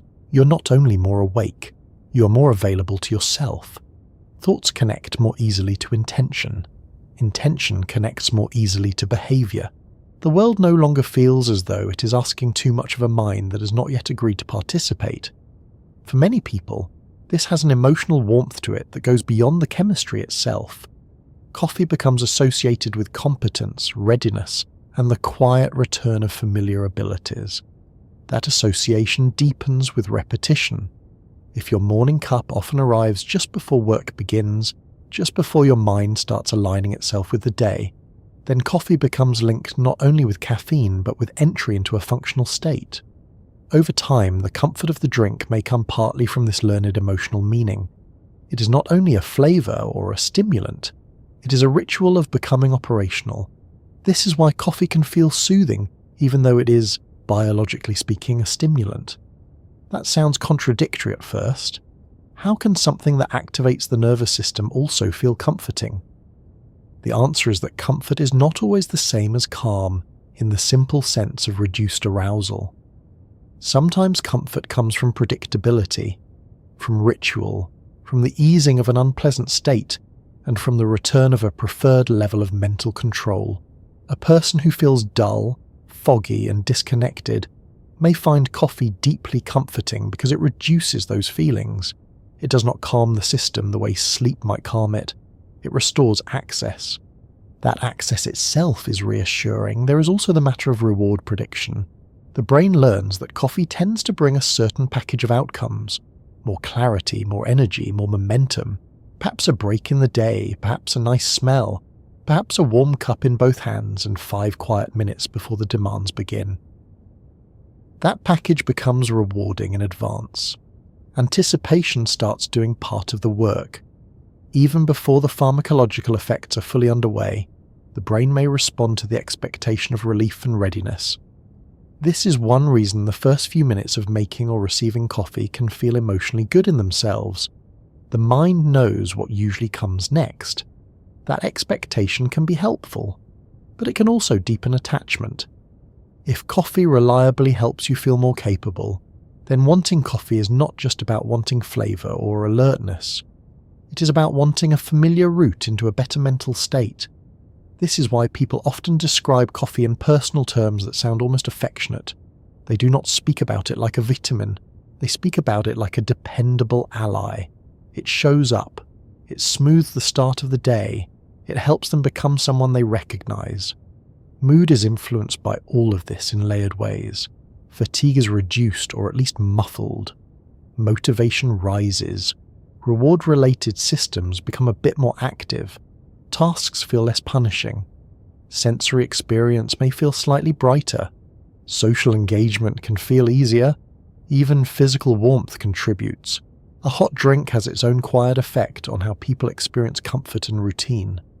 Put all of that together, and the emotional result can be very pleasant.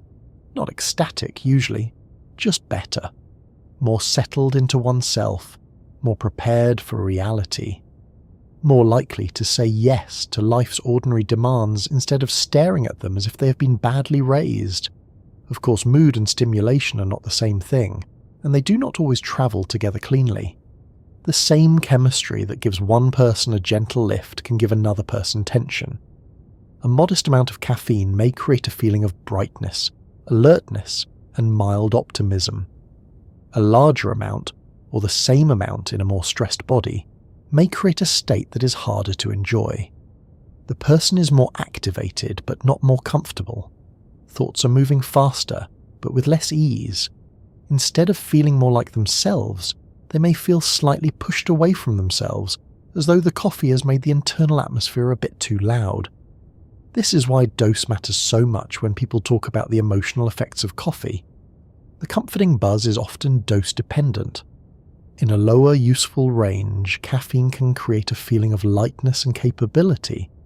In a higher range, the buzz can stop being comforting and become intrusive.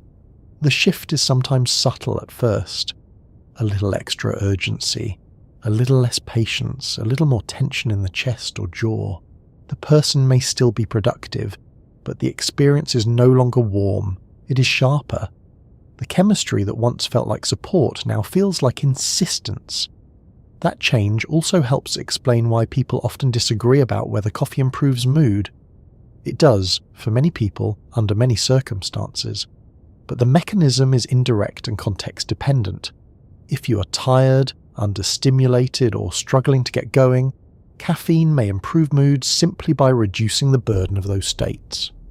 If you are already stressed, rushed, or sensitive to bodily arousal, caffeine may worsen mood by intensifying those sensations. Coffee is not delivering emotion in a sealed package. It is shifting the balance of systems that feed into emotion. There is something else to notice here, which is that feeling more like yourself after coffee may not always mean feeling more natural. Sometimes it means feeling more like your preferred working self, the version that performs well in the structure of modern life. This is a very important distinction. The self that coffee seems to restore is often the self that is good at tasks, timing, responsiveness, speech, and directed effort. That can indeed be you, but it may also be a specific mode of you that fits work better than rest, morning obligations better than slow recovery, output better than reflection. Coffee is excellent at making that mode available. It is less helpful for helping people notice whether that mode is the only one they have come to value. This is not a moral criticism. It is just worth seeing clearly. A person may come to believe that the caffeinated self is the real self because that is the self that gets rewarded by the world. That self answers messages, meets deadlines, tolerates meetings, keeps up with conversation, and gives the impression of being properly assembled. The uncaffeinated self may feel slower, less polished, less eager to perform. But slower is not always worse. It may simply be less adapted to the demands of a world that prefers quickness. Coffee nudges the balance toward performance, and performance often gets mistaken for identity. At the same time, there is no need to turn this into a tragic story about authenticity. For many people, the improvement is genuinely welcome and genuinely useful. They are not being fooled into a false personality. They are experiencing a state in which their mental resources are easier to use. The trouble only comes when the contrast grows so large that normal functioning without caffeine feels distant, dull, or unreachable. That is when the chemistry of feeling more like yourself begins to slide toward dependence on a particular route into that feeling. Tolerance has a great deal to do with that slide, even before it becomes obvious. The brain adapts to repeated caffeine exposure, which means the pleasant lift can become less dramatic with time. At first, 1 cup may create a noticeable brightening in mood and readiness. Later, the same cup may simply prevent heaviness, irritability, or mental drag from appearing. Subjectively, the person still feels better after coffee, but the nature of that improvement has changed. They're no longer being moved far above baseline. They're being restored toward baseline from a point that now includes some habitual dullness when caffeine is absent. This is one reason people can feel very attached to the emotional comfort of coffee without always being able to explain why.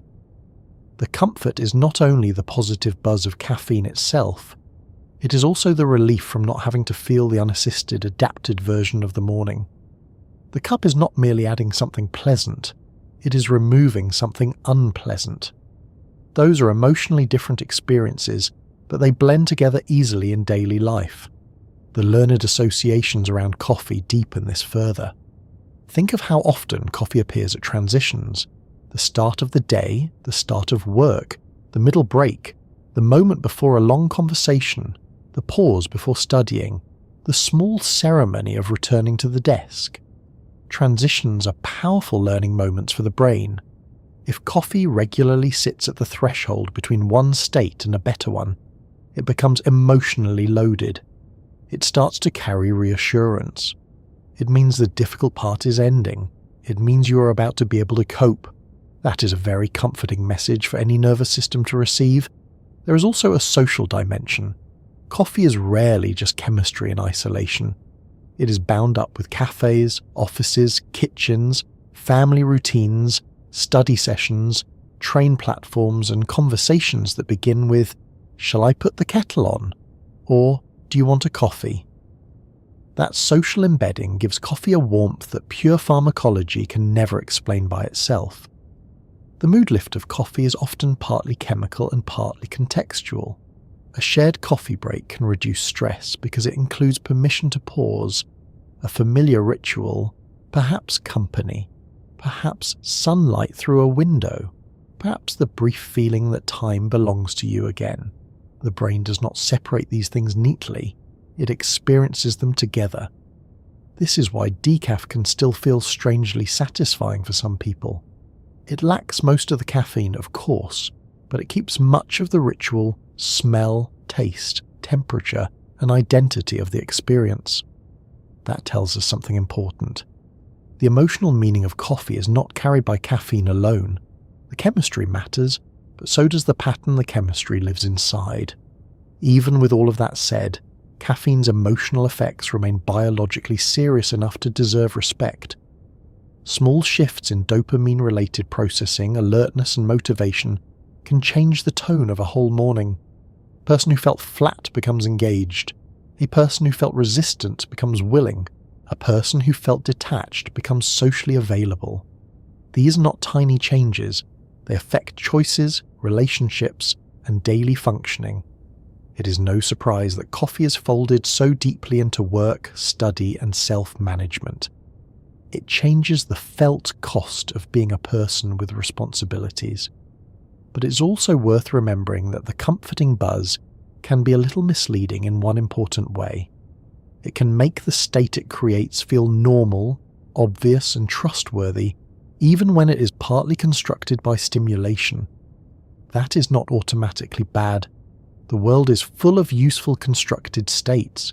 Glasses help you see, shoes help you walk outside, caffeine helps many people focus and engage. The issue is only that the pleasantness of the state can hide its conditions. It may feel like pure selfhood when it is actually selfhood, plus pharmacology, plus habit, plus ritual, plus partial relief from withdrawal, plus the promise of getting through the next few hours without feeling quite so worn down by them. And perhaps that is why coffee feels so deeply human. It is not just fuel, it is a negotiated state, a compact between biology and routine, between tiredness and obligation, between mood and meaning. It gives some people not only alertness, but the sensation of returning to themselves, though themselves, in this case, often means a version more able to work, speak, decide, and continue. That sensation can be warm, reassuring, and emotionally persuasive. It can also become habitual enough that its absence feels strange. Once you see coffee this way, as something that changes the emotional availability of the world as much as the brightness of the mind, it becomes easier to understand why one cup can feel so comforting, and why too much can stop feeling comforting so quickly. The same systems that lift mood and motivation are closely tied to bodily arousal, which means the chemistry is never confined neatly to thoughts and feelings. Sooner or later it reaches the chest, the blood vessels, the gut, the pulse, the skin, and the muscles, and that is where the story naturally moves next, because coffee does not only change how you feel in the mind, it also puts the body on notice. By the time coffee has changed the way the mind feels, it is already changing the body as well.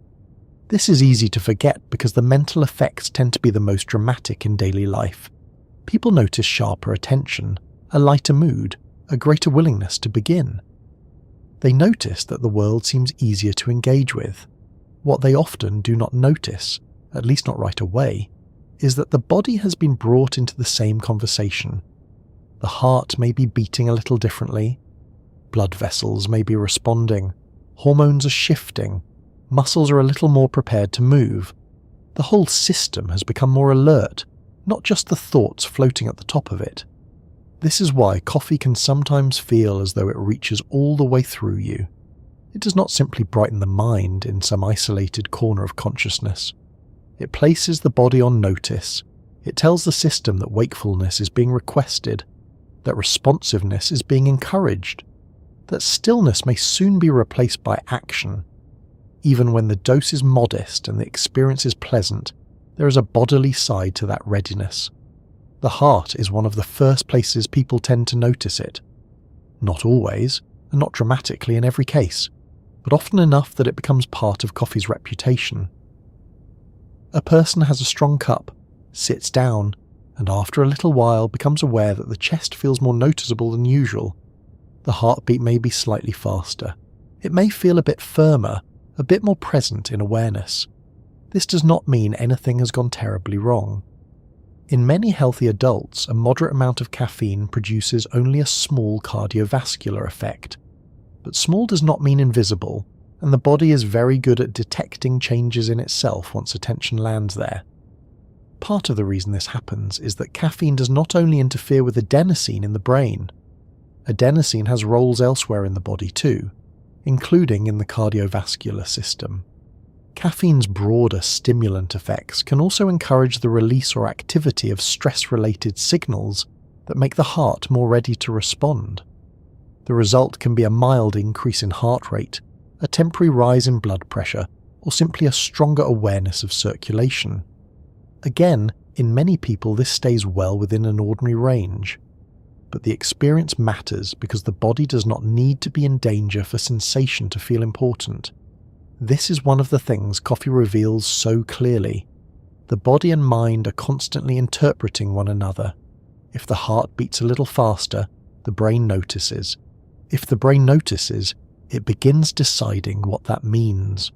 On a calm day, after a familiar cup, the answer may be simple. It means the coffee is working. It means the system is waking up.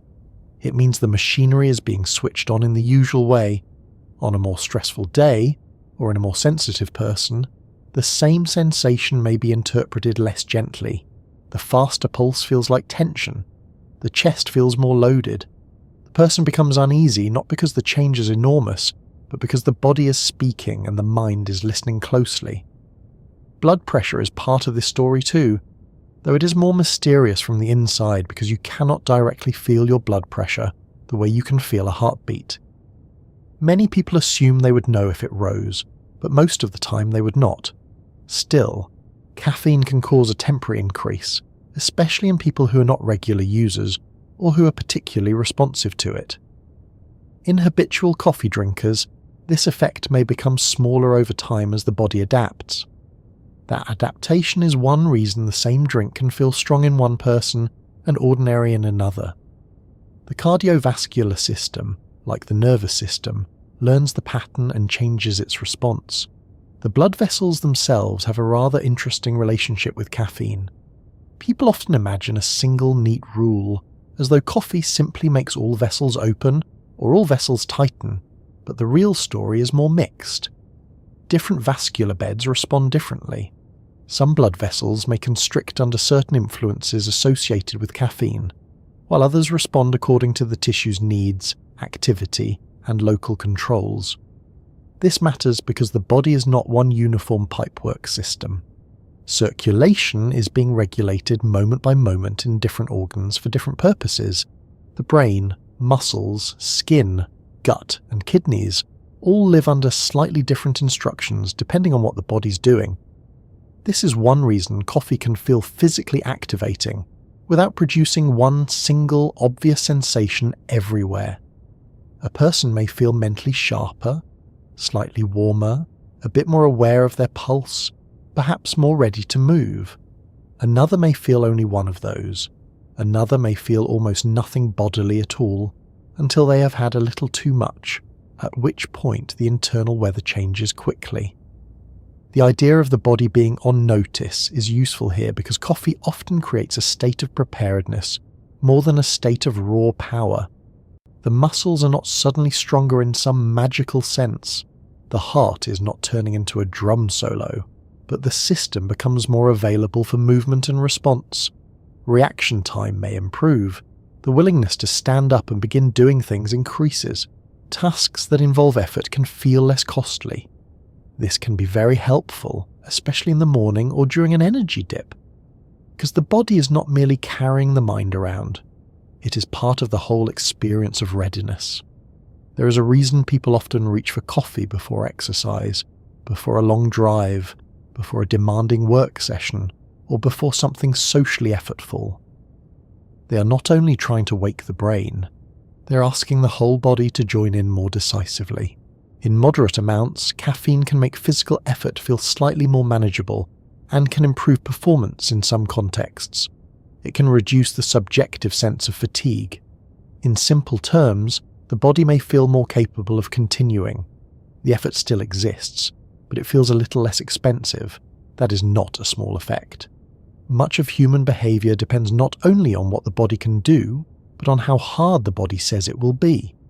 This is one place where coffee gains its almost unfair reputation for usefulness. It does not just help people stay upright at a desk, it can make movement feel more available. A walk seems easier to begin. Exercise feels less stubborn. Even everyday tasks such as getting dressed, cleaning, carrying, commuting, or simply existing in a way that involves forward motion can feel less obstructed by bodily heaviness. That is part of why coffee is often described not in technical language, but in emotional terms. It gives the day a push. It gets the system going. It takes a body that feels like a polite refusal and turns it into a body that says, yes, fine, let us proceed. Yet the same bodily readiness can cross into bodily fussiness if the dose goes too high. This is when the muscles start participating in a less charming way. The hands may tremble slightly. The shoulders may hold more tension than usual. The jaw may begin clenching without official permission. Fine movements can feel a little less smooth. A spoon may tap against a mug with unnecessary urgency. Typing may become more energetic than elegant. None of this is mysterious. A stimulated nervous system is more excitable. That can be helpful for quick response and action, but it does not always improve grace. The chest can become part of the story too. Some people notice a feeling of extra fullness in the chest, not necessarily pain or anything alarming, just an increased awareness that there is a heart in there doing its work. Normally, the body hides much of its internal labour from conscious attention. Coffee can make some of that labour a bit easier to notice. For a calm person, this may feel neutral or faintly interesting. For an anxious person, it can feel like an unwelcome microphone has been placed inside the ribcage. This is why individual sensitivity matters so much. One person drinks a cup and thinks, now I can function. Another drinks the same amount and becomes vividly aware of their pulse, their hands, their breathing, and the moral weight of every email in the inbox. Neither body is necessarily malfunctioning. They are simply interpreting and reacting differently to the same stimulant. Genetics plays a role here, especially in how quickly caffeine is broken down in the liver and how sensitive receptors are to its effects. Body habit matters too. Regular use often makes the same dose feel less dramatic. Irregular use leaves the system more surprised. The liver is doing quiet work throughout all of this. It processes caffeine over time, and that pace varies from person to person. Some people clear it relatively quickly, others hold on to it longer. This changes not only how strong coffee feels in the moment, but how long its bodily effects linger. A person who metabolizes caffeine more slowly may feel physically alert for much longer, or may have more trouble sleeping later, even if the pleasant mental lift seemed to fade hours earlier. The chest may feel normal again. The mood may feel normal again, but enough caffeine can still be circulating to shape the next part of the day or night. This lingering quality is one reason coffee sometimes feels more physically honest than mentally honest. The mind may adapt to the feeling faster than the body does. A person says they do not feel caffeinated anymore because they no longer feel especially bright or talkative or productive, but the body is still slightly activated underneath. Sleep may later reveal this more bluntly than waking does. The body keeps records even when the conscious mind loses interest. Temperature is another subtle part of the experience.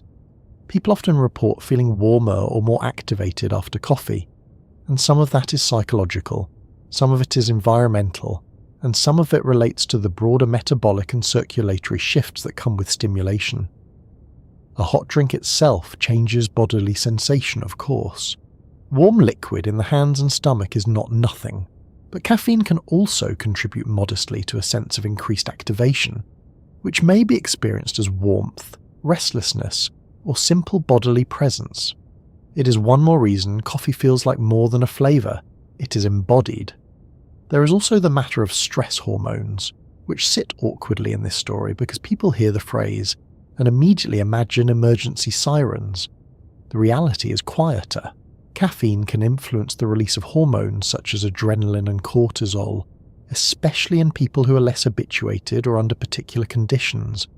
These hormones are not villains. They're part of ordinary life, helping regulate alertness, energy availability, and response to demand. But when coffee nudges these systems, the body becomes a bit more prepared for action. That can feel excellent when matched to what the day actually requires. It can feel less excellent when the action required is sitting still in a chair trying not to become overinvested in a spreadsheet. This is also why coffee can make some people feel physically capable while making them mentally a little sharp around the edges. The body is gearing up, the heart's a bit more responsive, blood pressure may rise, the muscles are more prepared. The system is broadly leaning toward doing. If the environment offers the right outlet, such as work, walking, exercise, or a task with momentum, the state can feel coherent. If the environment demands stillness or patience, the state may feel trapped inside the body, where it becomes tension instead of productive readiness. It is worth noting that regular coffee drinkers often become quite skilled at treating all of this as normal. The body adapts, and the person stops paying conscious attention to small shifts in pulse, tension, or activation. What once felt noticeable becomes part of baseline experience. This is useful in one sense because it allows coffee to remain pleasant rather than startling, but it can also hide how thoroughly the body has woven caffeine into its ordinary rhythm. The absence of coffee then becomes its own bodily event. The system feels slower, the head may ache, the chest may feel less activated, but the whole person may feel flatter, heavier, less ready. The contrast teaches the habit as effectively as the pleasure ever did. Another interesting feature of coffee's bodily effects is that they are often interpreted morally for no good reason. A person feels jittery and decides they are weak or bad at coffee. Another feels fine and decides they are somehow sturdier. In reality, much of this is just physiology.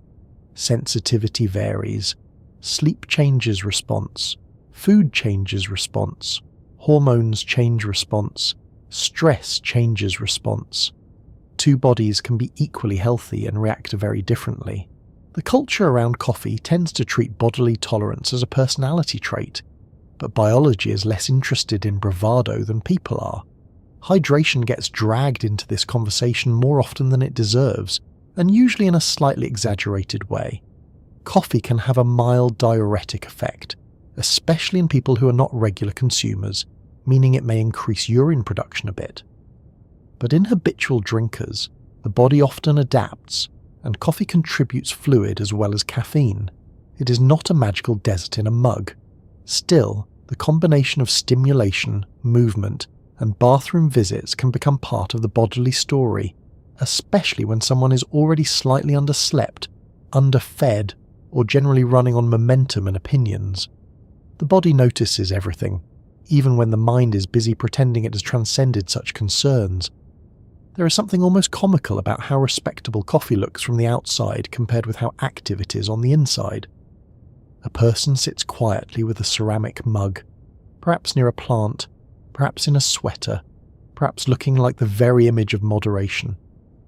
Internally, blood vessels are adjusting, the heart is responding, hormones are shifting, the nervous system is becoming more alert, muscles are slightly more primed, and the body is deciding whether this is all delightful or a touch excessive. Civilization is often just a calm face placed over extremely busy chemistry. Of course, for most people at moderate doses, the body tolerates this very well. Coffee is not a crisis in a cup. Its cardiovascular and bodily effects are usually mild enough to sit comfortably within ordinary life. But mild is not meaningless. These changes are part of why coffee feels real, why it can move the day, why it can create that distinct sensation of becoming switched on from head to toe. The brain may be the star of the show, because that is where experience becomes easiest to describe, but the supporting cast is the rest of the body, and the supporting cast is doing quite a lot. This matters especially because the body often reveals excess before the mind is willing to admit it. You may still be telling yourself that another cup is a good idea while your hands, jaw, chest, and general tolerance for humanity are beginning to offer a different opinion. Coffee's bodily effects can serve as early clues: a little more pulse, a little more tension, a little more inner hum. The body is not being dramatic, it is keeping minutes from the meeting. At the same time, the pleasant version of this bodily shift is one reason people love coffee so much. When the amount is right, the body does not feel distressed. It feels available. The heart is awake but not pounding. The muscles are ready but not trembling. The circulation is lively enough that the whole person seems to have come online. This is a very satisfying state. It allows the mind's sharper focus to feel grounded in physical readiness rather than dragging a sleepy body behind it. For many people, that combination is exactly what makes coffee feel complete. And yet the body is never just heart and blood vessels. Coffee continues downward as well as outward. It reaches the stomach, the intestines, the gut's timing, the chemistry of digestion, and those famously unglamorous consequences that make coffee one of the few drinks capable of improving focus and disrupting dignity in the same morning. For all the talk about coffee helping the mind, improving focus, lifting mood, and making the body feel more available for action, there is another side to the story that arrives much lower down and with considerably less glamour. It is one thing to speak nobly about alertness and circulation. It is another to admit that for many people, coffee is also a drink with opinions about the stomach, the intestines, and the general timing of one's morning. It has helped write novels, launch businesses, and begin scientific revolutions, yes. It has also made countless human beings walk slightly faster toward a bathroom while pretending everything is under control. This, too, is biology. Coffee does not stop at the brain, the blood vessels, or the heart. Once it enters the digestive system, it begins a whole series of conversations there as well. Some of those conversations are mild and barely noticed, some are useful, some are mildly inconvenient, some are immediate enough that people build them into their routine with almost military precision. A person may not know much about adenosine receptors or dopamine pathways, but they may know with complete certainty that coffee means they should not wander too far from the nearest toilet for a while. That sort of knowledge is not less scientific simply because it is less elegant. The stomach is where the experience begins most obviously. Coffee is acidic, though not usually acidic enough on its own to explain every digestive reaction people blame on it. What matters more is that coffee can stimulate the stomach to produce more acid and can influence digestive hormones as well. In simple terms, the drink does not arrive quietly. It signals that activity is beginning. Digestion is being nudged awake. The body is preparing for intake, movement, and the start of the day's business. For many people, this is fine. For some, it feels like the stomach has been poked a little too enthusiastically. That is one reason coffee can feel harsher on an empty stomach. The stomach lining is not exactly delicate, but it does respond to what arrives and when it arrives.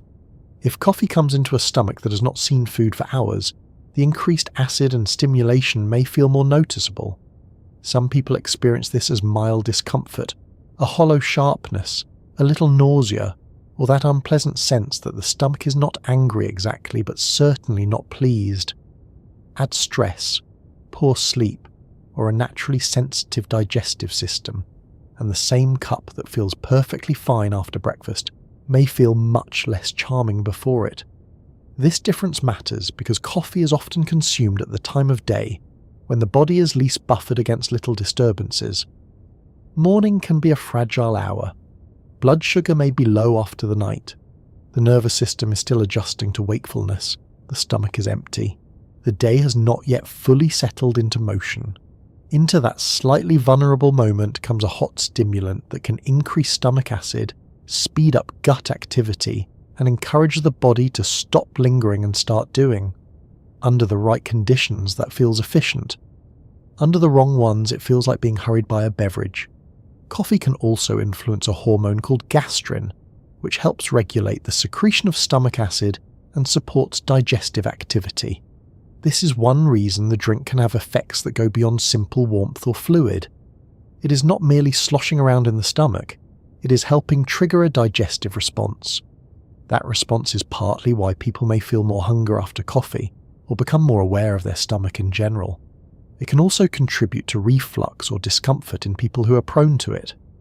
If the lower esophageal sphincter, the muscular ring that helps keep stomach contents from moving upward, becomes more relaxed, or if acid production rises enough to matter, the result can be heartburn, sourness, or the unpleasant burning feeling that makes a person regret trusting a large coffee on an empty stomach in formal clothes. This is one place where coffee stops being a universal friend and becomes a deeply individual experience. Some people can drink it like a cheerful machine, apparently with a stomach lined in practical leather and a digestive tract made of stoicism. Others have a much more sensitive arrangement. The same drink that leaves one person perfectly content may give another person reflux, cramping, or a general feeling that something in the midsection is now conducting an unnecessary emergency meeting. Neither person is more virtuous. They just have different digestive systems, different habits, different sensitivities, and perhaps a different relationship to breakfast. Then there is the bowel effect, which has become part of coffee's folklore for very good reason. For many people, coffee encourages movement in the colon. Not always dramatically, not always immediately, but often enough that it has earned a place in morning routine with the reliability of an old employee who may be a bit blunt but always arrives on time. This is not entirely due to caffeine, which is an important and slightly surprising detail. Decaf can do it too, though often to a lesser degree for some people. That tells us that coffee contains other compounds and triggers other mechanisms that influence gut motility. Part of what happens here may involve the gastrocolic reflex, a normal bodily response in which eating or drinking can stimulate movement in the colon. The body senses intake and in effect says, if more is coming in, perhaps something should move along. Coffee seems particularly good at strengthening this message in certain people. Warmth may play a part. The chemical compounds in coffee play a part. Caffeine may contribute. Hormonal responses may be involved. The end result is simple enough from the point of view of lived experience. Coffee can make the gut decide that now would be an excellent time to proceed. This is one reason morning coffee feels so embedded in routine. It is not only waking the brain, it is helping the body establish order. Many people do not consciously think of it this way, but there is a strong bodily satisfaction in rhythm. Wake up, drink coffee. The mind clears, the bowels respond. The day begins with a sense of clearance, both mental and physical. That is a rather less poetic sentence than most coffee marketing would prefer, but it is close to the truth. Part of coffee's emotional comfort comes from how reliably it helps set timing in the body. Of course, when timing is welcome, this feels helpful. When timing is inconvenient, it feels less noble. A carefully enjoyed coffee before a long commute, a meeting or a trip can become an act of mild optimism that the digestive system does not always share. People learn their own limits and rituals because the gut is a strict teacher. Over time, many coffee drinkers become very skilled at judging when, where, and under what conditions coffee can be safely welcomed. This is not irrational fussiness. It is adaptive intelligence developed in cooperation with the colon. The gut does not only respond through urgency. Sometimes coffee produces subtler effects, a little more movement, a little gurgling, a slight sense of activity in the abdomen, as though the digestive system has woken up before the rest of the body has quite agreed to it. Some people hardly notice this. Others are unusually aware of internal sensations and find the whole experience rather loud. This sensitivity varies a great deal from person to person. The digestive tract is not merely a pipe. It is full of nerves, signals, immune activity, muscular motion, and communication with the brain. Some people's systems interpret change very calmly. Others interpret it with vivid commentary. That communication between gut and brain is one of the most interesting parts of the coffee story, because it helps explain why digestive effects can influence mood so quickly. A bit of stomach discomfort, reflux, urgency, or intestinal movement does not stay politely in the digestive system. The brain notices. The body feels less settled. A person may become more irritable, more uneasy, or simply more aware of themselves in a way that is hard to ignore. This is another reason coffee's effects are never only about one organ. The stomach and brain are in constant conversation, and if one of them becomes tense, the other usually hears about it. This is especially obvious in people who are prone to anxiety. A cup of coffee may sharpen the mind nicely, but if it also causes fluttering in the stomach, faster bowel activity, or reflux, those bodily sensations can feed right back into the emotional tone of the morning. The person does not only feel stimulated, they feel activated in a way that is physically hard to overlook. A quiet stomach lets the mind enjoy the alertness. A fussy stomach turns the same alertness into something less comfortable. The difference between a clean buzz and a rough one is often partly digestive. Even nausea can enter the picture, especially with strong coffee, high doses of caffeine, or consumption without food. This is not usually a sign of serious harm. More often, it is the body protesting the combination of acid, stimulation, empty stomach, and perhaps a bit too much enthusiasm. Some people know this feeling well, the strange point at which coffee is clearly increasing wakefulness, while simultaneously making the stomach feel like it has lost faith in the whole enterprise. This is one of the body's simpler messages. It does not object to your ambitions. It merely asks that you stop pouring them directly into the digestive tract without a biscuit. Milk, cream, sugar, syrups, and sweeteners complicate the picture further. Coffee is often discussed as though it were one thing, but the drink people actually consume varies enormously. A plain black coffee will affect the stomach differently from a very sweet, milky drink consumed quickly. Lactose intolerance may become part of the experience if milk is involved.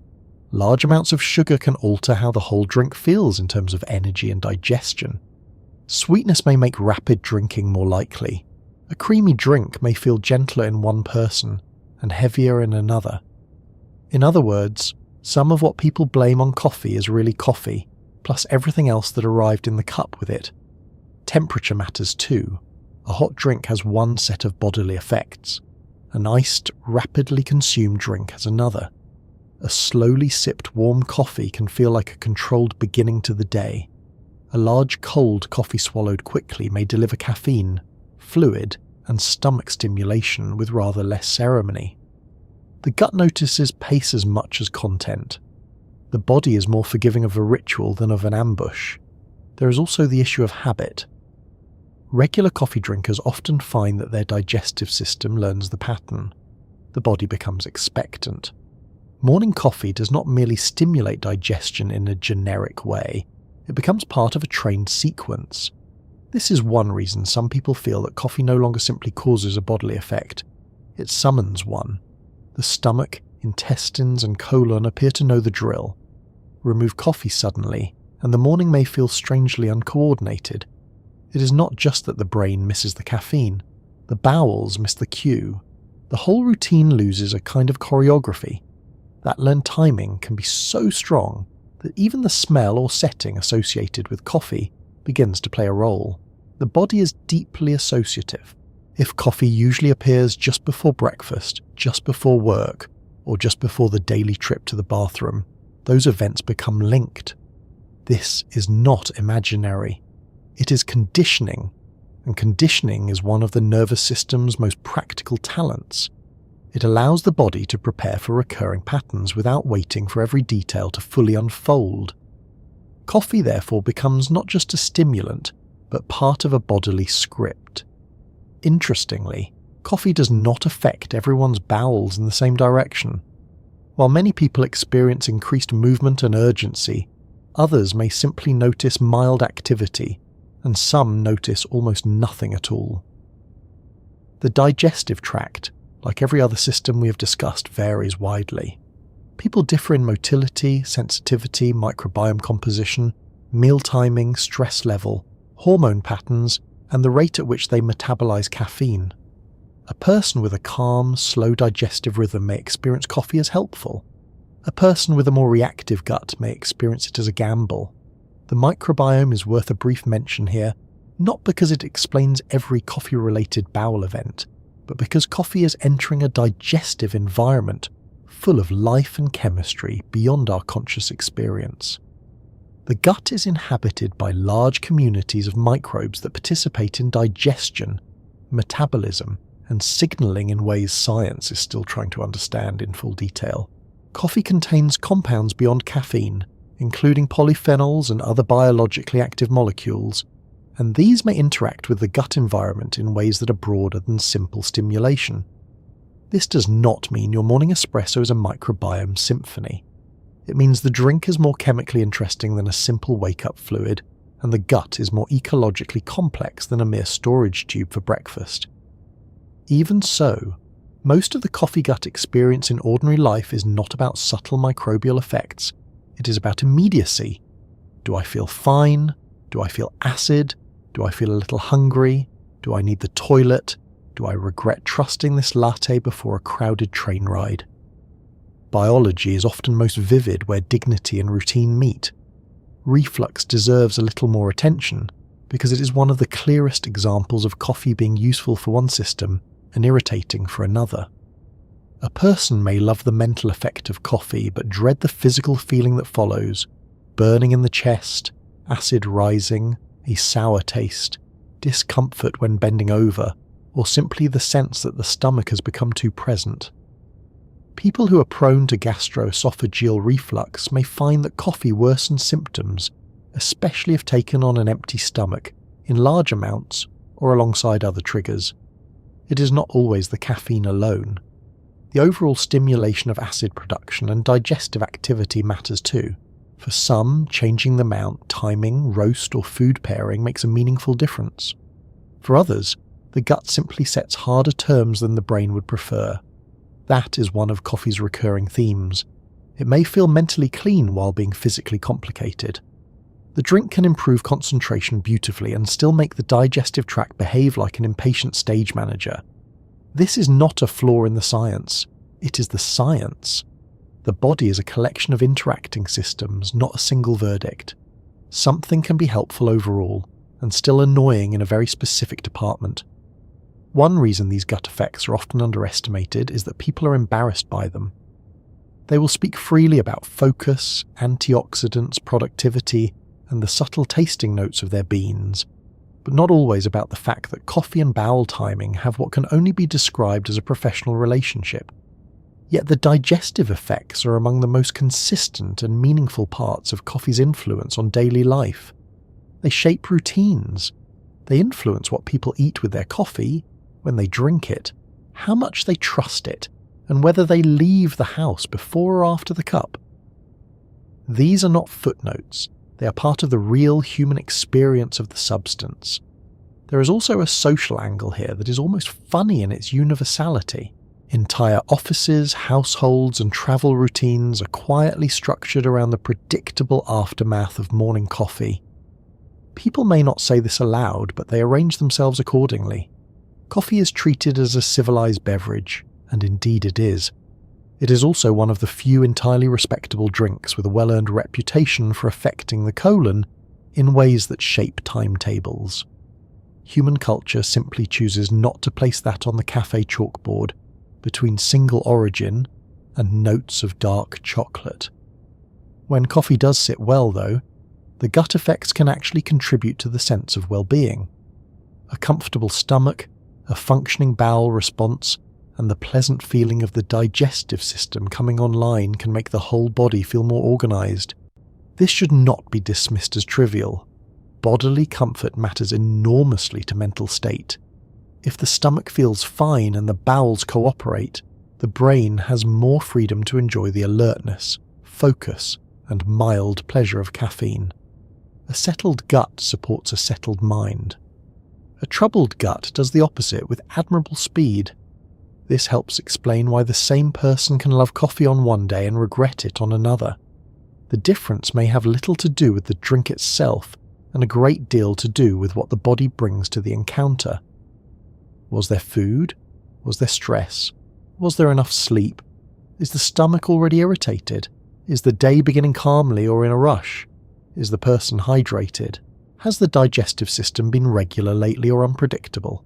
Coffee lands differently depending on the answers to all of those, and that brings us to something larger than the gut alone. The stomach and intestines do not react in isolation.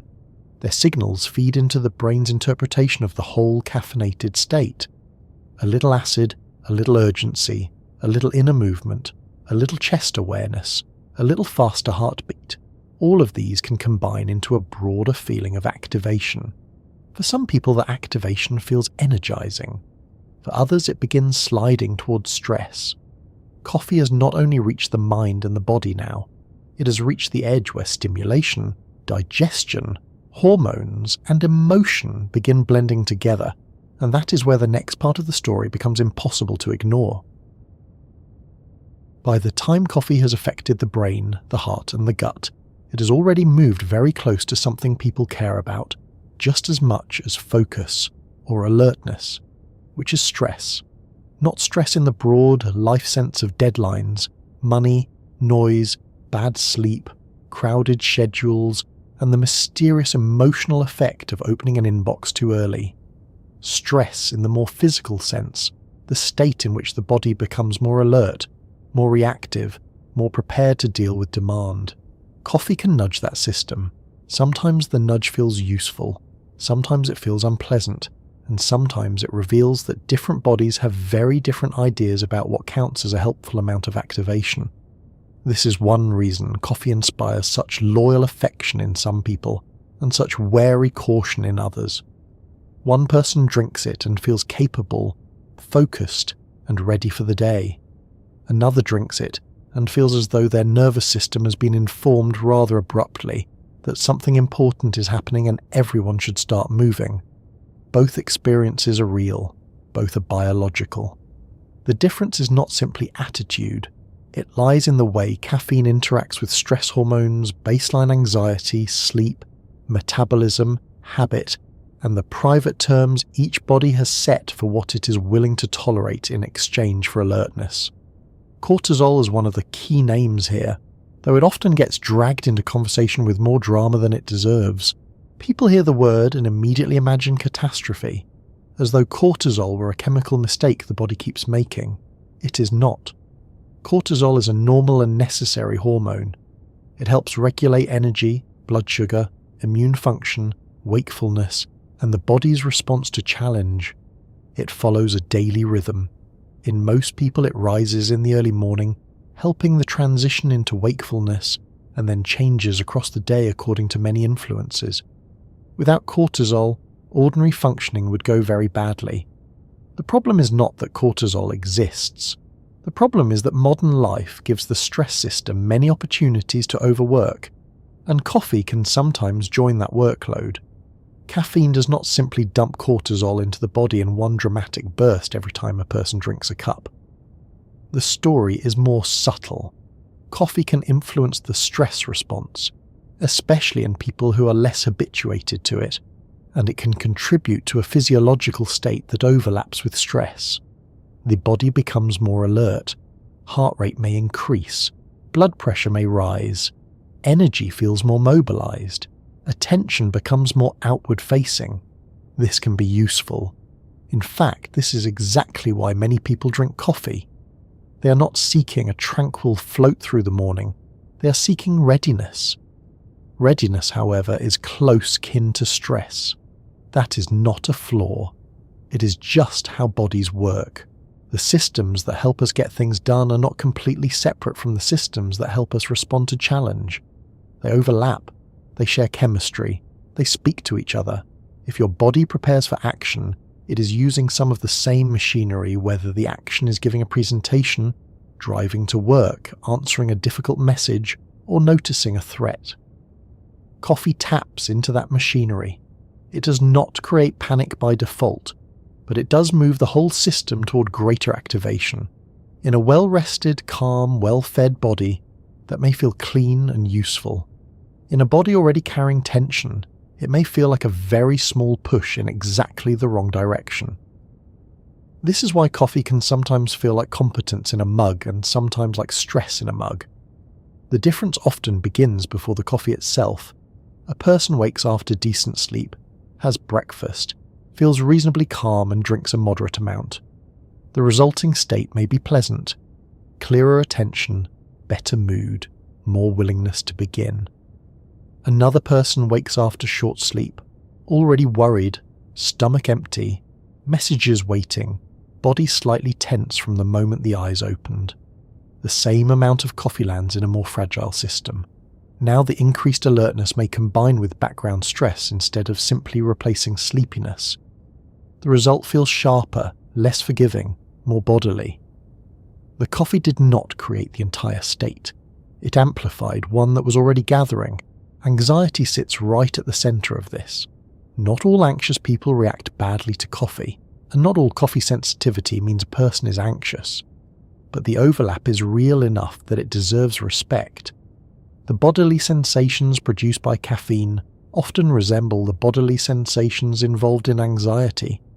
Faster heart rate, greater vigilance, slight tremor, a sense of inner motion, increased sensitivity to the environment, more readiness to react.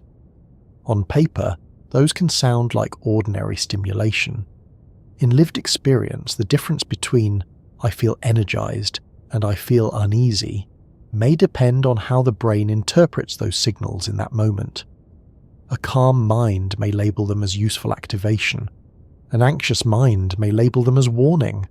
And once the warning interpretation begins, the system can escalate itself. The person notices the heartbeat. Noticing the heartbeat makes them more aware of the body. Greater awareness of the body makes the sensation feel bigger. The brain begins asking whether something is wrong. That question adds more tension. More tension makes the body feel even less settled. Now the coffee is no longer just a stimulant. It has become part of a feedback loop. This is one reason some people can drink coffee happily for years, and others describe even small amounts as unpleasant. Sensitivity to internal bodily sensations varies a great deal. Some people hardly notice minor fluctuations in pulse, tension, gut movement, or breathing. Others notice them quickly and vividly. Neither type is imaginary. It is simply a difference in interoception, the brain's awareness of signals from within the body. A person with high interoceptive sensitivity may experience caffeine as much more intrusive because the effects are easier to detect and therefore harder to ignore. The speed at which the liver metabolizes caffeine also matters enormously. Some people break it down relatively quickly, others do so much more slowly. This difference is influenced partly by genetics, and it changes the entire feel of the experience. A faster metabolizer may get a clear period of alertness and then a smoother decline. A slower metabolizer may feel activated for much longer, may stack doses more easily by accident, and may find that coffee lingers into the afternoon or night in ways that make the whole nervous system less settled. These people are not weak, fussy, or imagining it. Their bodies are simply clearing the compound on a different timetable. That timetable interacts with dose in a way that people often underestimate. Someone whose body handles caffeine slowly may drink what appears to be a modest amount, feel fine for a while, then gradually discover that the level of activation has become too high or lasted too long. Another person, with faster metabolism and a more tolerant nervous system, drinks more and feels entirely comfortable. This is why casual comparisons around coffee are often so unhelpful. People speak as though tolerance is a character trait. In reality, it is partly a matter of biochemistry, partly habit, partly sleep, partly timing, and partly the private mood of the nervous system that day. Hormones can shape response too. Many women notice that caffeine feels different at different points in the menstrual cycle. Hormonal contraception, pregnancy, and other hormonal states can also alter the metabolism and effects of caffeine. A cup that normally feels smooth may suddenly feel stronger or more lingering. This is not inconsistency in some vague personal sense. It is physiology under changing conditions. The body is never receiving coffee in a vacuum. It receives coffee while also managing hormones, sleep, immune signals, nutrition, stress, and the 100 other invisible negotiations that keep a person upright and reasonably civil.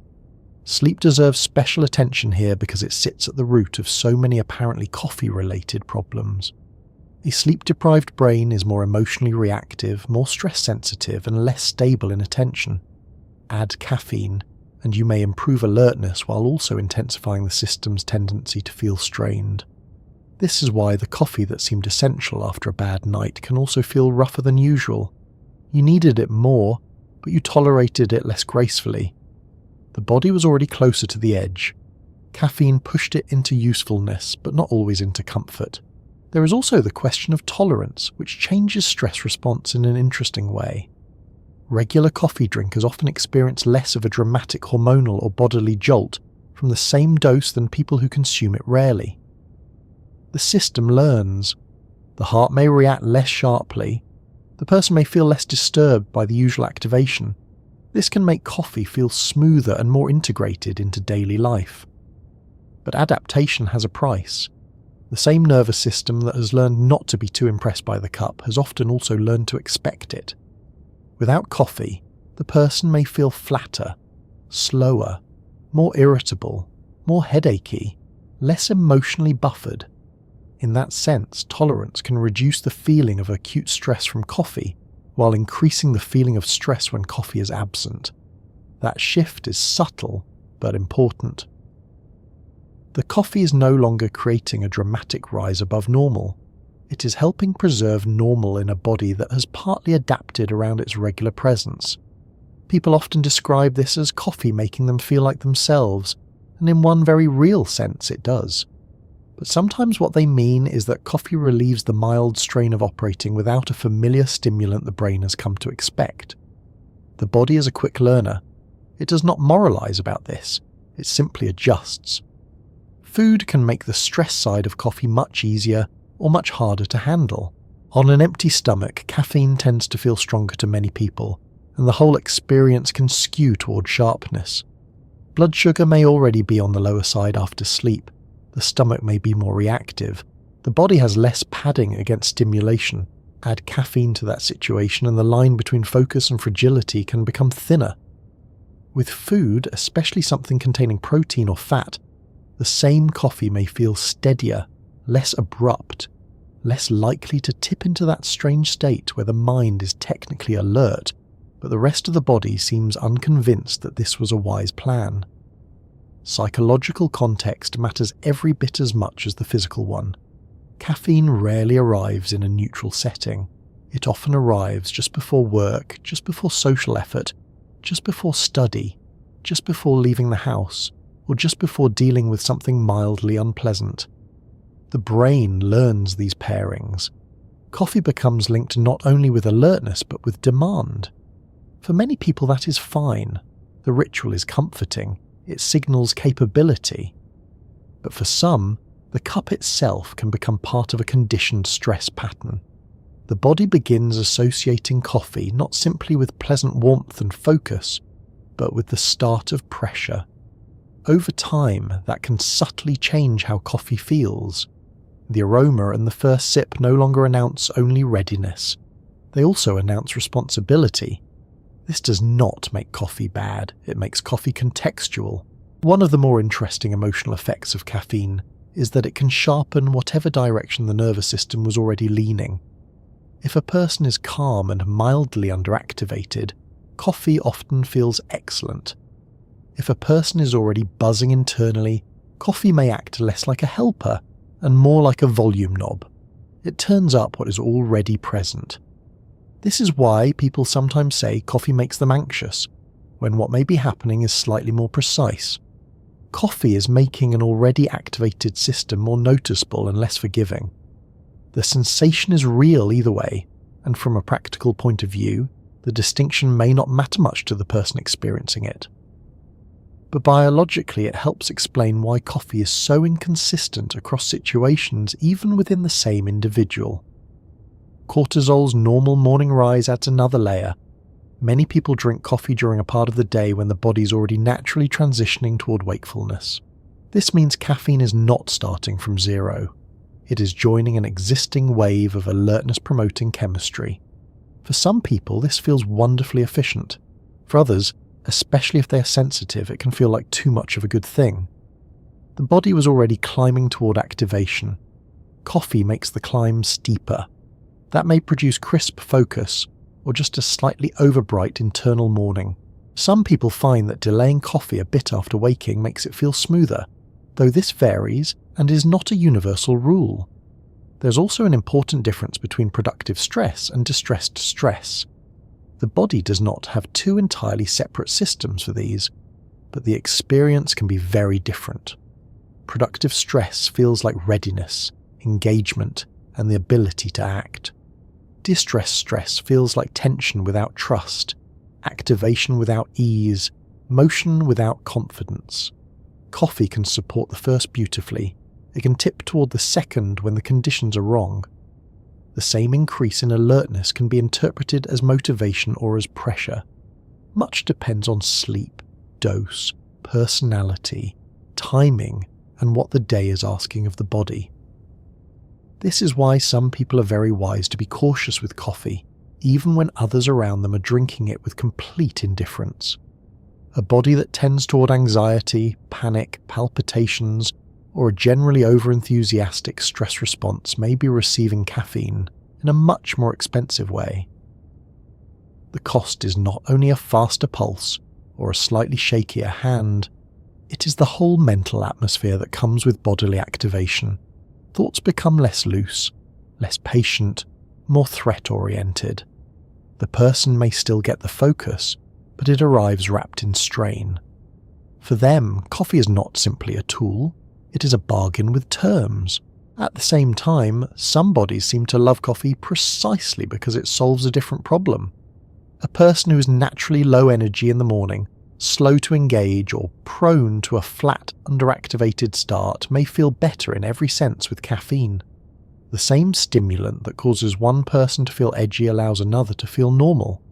The difference is not that one body is correct and the other is mistaken. The difference is baseline. If coffee moves you from underpowered to well-powered, it feels like help.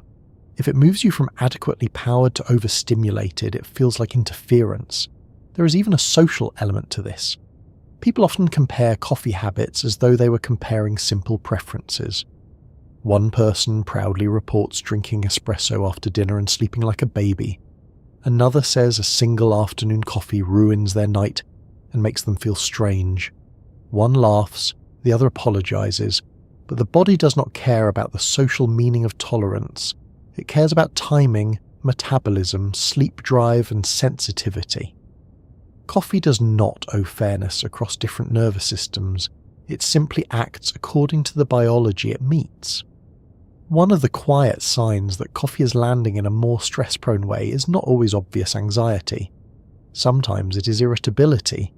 The person feels focused enough, productive enough, maybe even quite effective, but also less tolerant of interruption, noise, delay, or other people being inconveniently human. This can happen because the caffeinated state narrows focus and raises activation. When the world cooperates, this feels efficient. When the world resists, it feels infuriating. The person is not necessarily more anxious in a classic sense. They are simply running hotter. Hot systems have less spare patience. Another sign is that coffee stops feeling pleasant and starts feeling necessary before it even becomes enjoyable. The person is not drinking it because they want the mild lift or the comfort of the ritual. They are drinking it because without it the morning feels unmanageably flat, and with it the morning feels barely acceptable. This does not always mean catastrophe.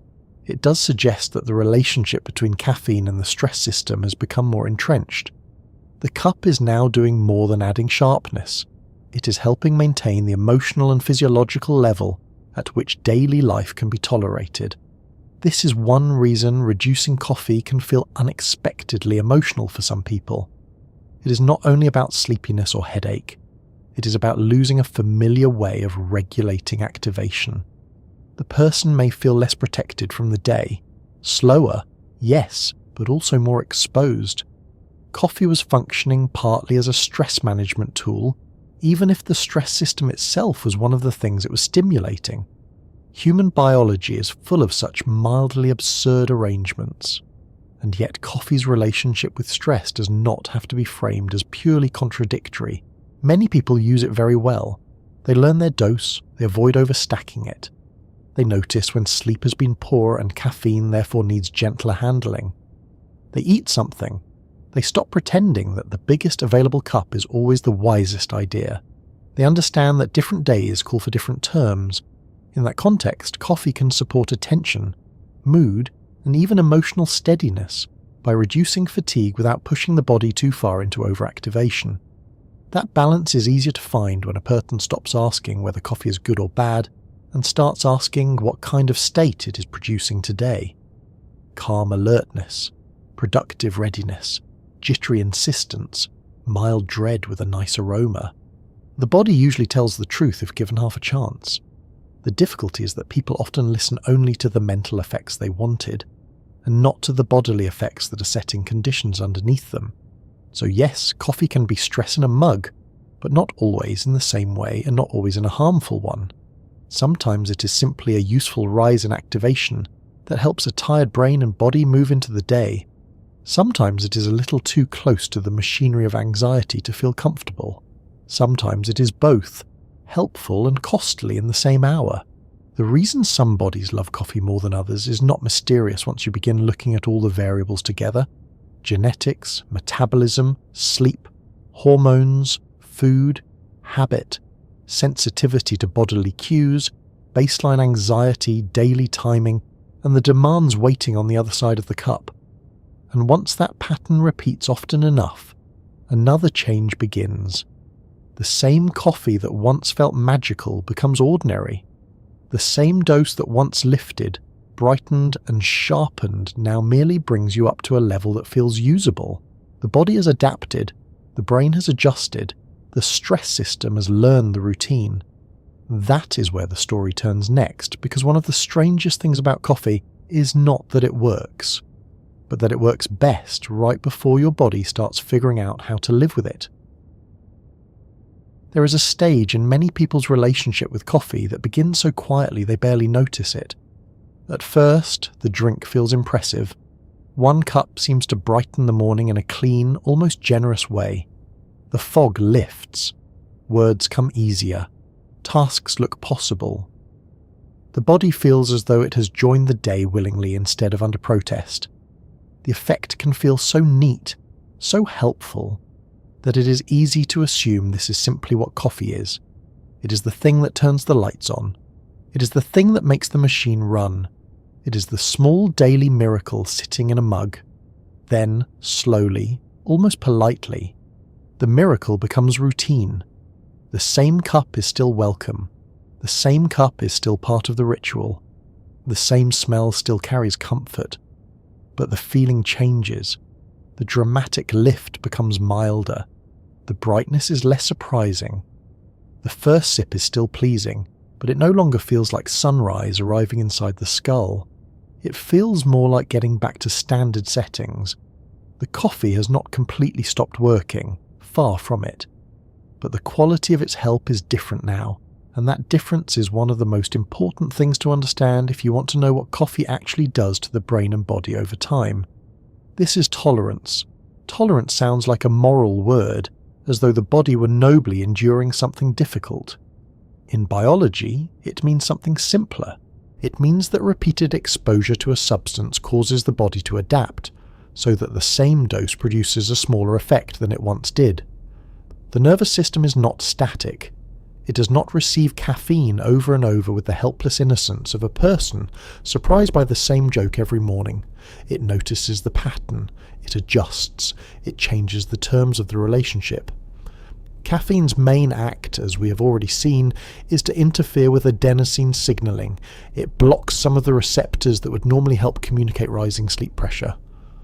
When this happens once in a while, the effect can feel very clear. But if it happens every day, and especially if it happens more than once a day, the brain begins responding to that interference. One of the ways it may do this is by altering the number or sensitivity of adenosine receptors. In very loose, everyday language, the brain starts making room for the signal that keeps being muffled. It compensates. This is not sabotage.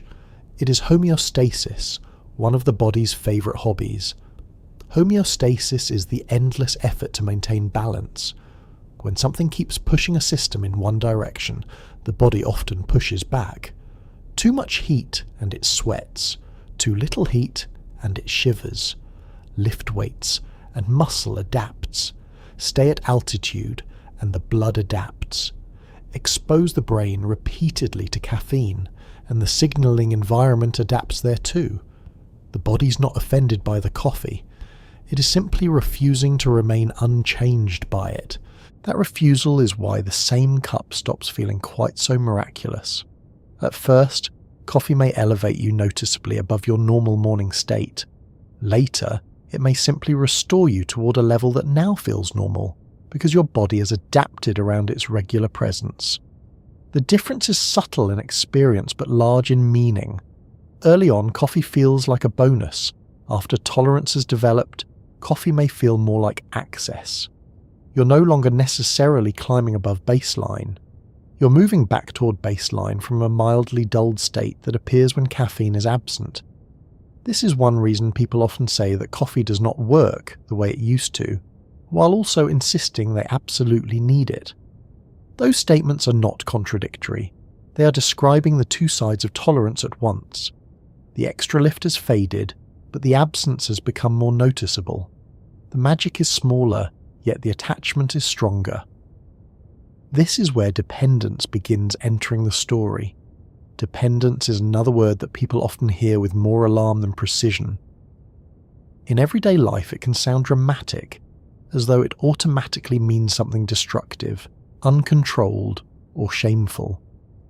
Biologically, dependence simply means that the body has adapted to regular exposure, and now reacts when the substance is removed. That reaction can be mild or unpleasant or somewhere in between. It does not automatically mean addiction in the full behavioural sense. It does not mean a person's life is falling apart over coffee. It means the system has reorganised itself enough that absence now has consequences. Those consequences are familiar to many regular coffee drinkers. There is the headache, perhaps the most famous of caffeine's withdrawal signs. There is the heavy, dragging sleepiness that feels disproportionate to the hour. There is the slight emotional flattening, the sense that the world has become duller and less negotiable. There may be irritability, slowed thinking, poorer concentration, or the strange feeling that one's personality is still in transit and will not arrive until a cup has been consumed. None of this is imaginary. It is the body noticing that a regular blocker of adenosine signalling has disappeared, and now the sleepy signal has room to speak more loudly again. The headache is particularly interesting because it reminds us that caffeine has effects beyond mood and alertness. Blood vessels in the brain are part of the story, and when regular caffeine use is interrupted, vascular changes may contribute to that pounding or pressing discomfort that so many people recognise by noon on a coffee-free day. The person says they have a caffeine headache, which sounds casual and perhaps faintly comic, but behind that phrase is a very real physiological adjustment. The body got used to one pattern, now it is being asked to operate under another. This does not mean everyone who drinks coffee regularly is trapped in a meaningful or dangerous dependency. It means that the body takes habits seriously. Repetition teaches biology. What you do every day becomes part of the environment your system expects. One of the more surprising parts of this process is how easy it is to miss while it is happening. Tolerance does not usually arrive with a grand announcement. The cup still tastes good. The morning still feels incomplete without it. The ritual remains pleasant. The overall habit appears stable. Because the change is gradual, people often adjust their story without realizing it. They stop saying coffee makes them feel amazing and start saying coffee helps them function. They stop expecting brilliance and start expecting adequacy. The goal shifts from enhancement to maintenance. That shift is one of the most human things about caffeine. Very few people wake each morning and think, "Today I would like to maintain my adapted baseline against a familiar adenosine rebound."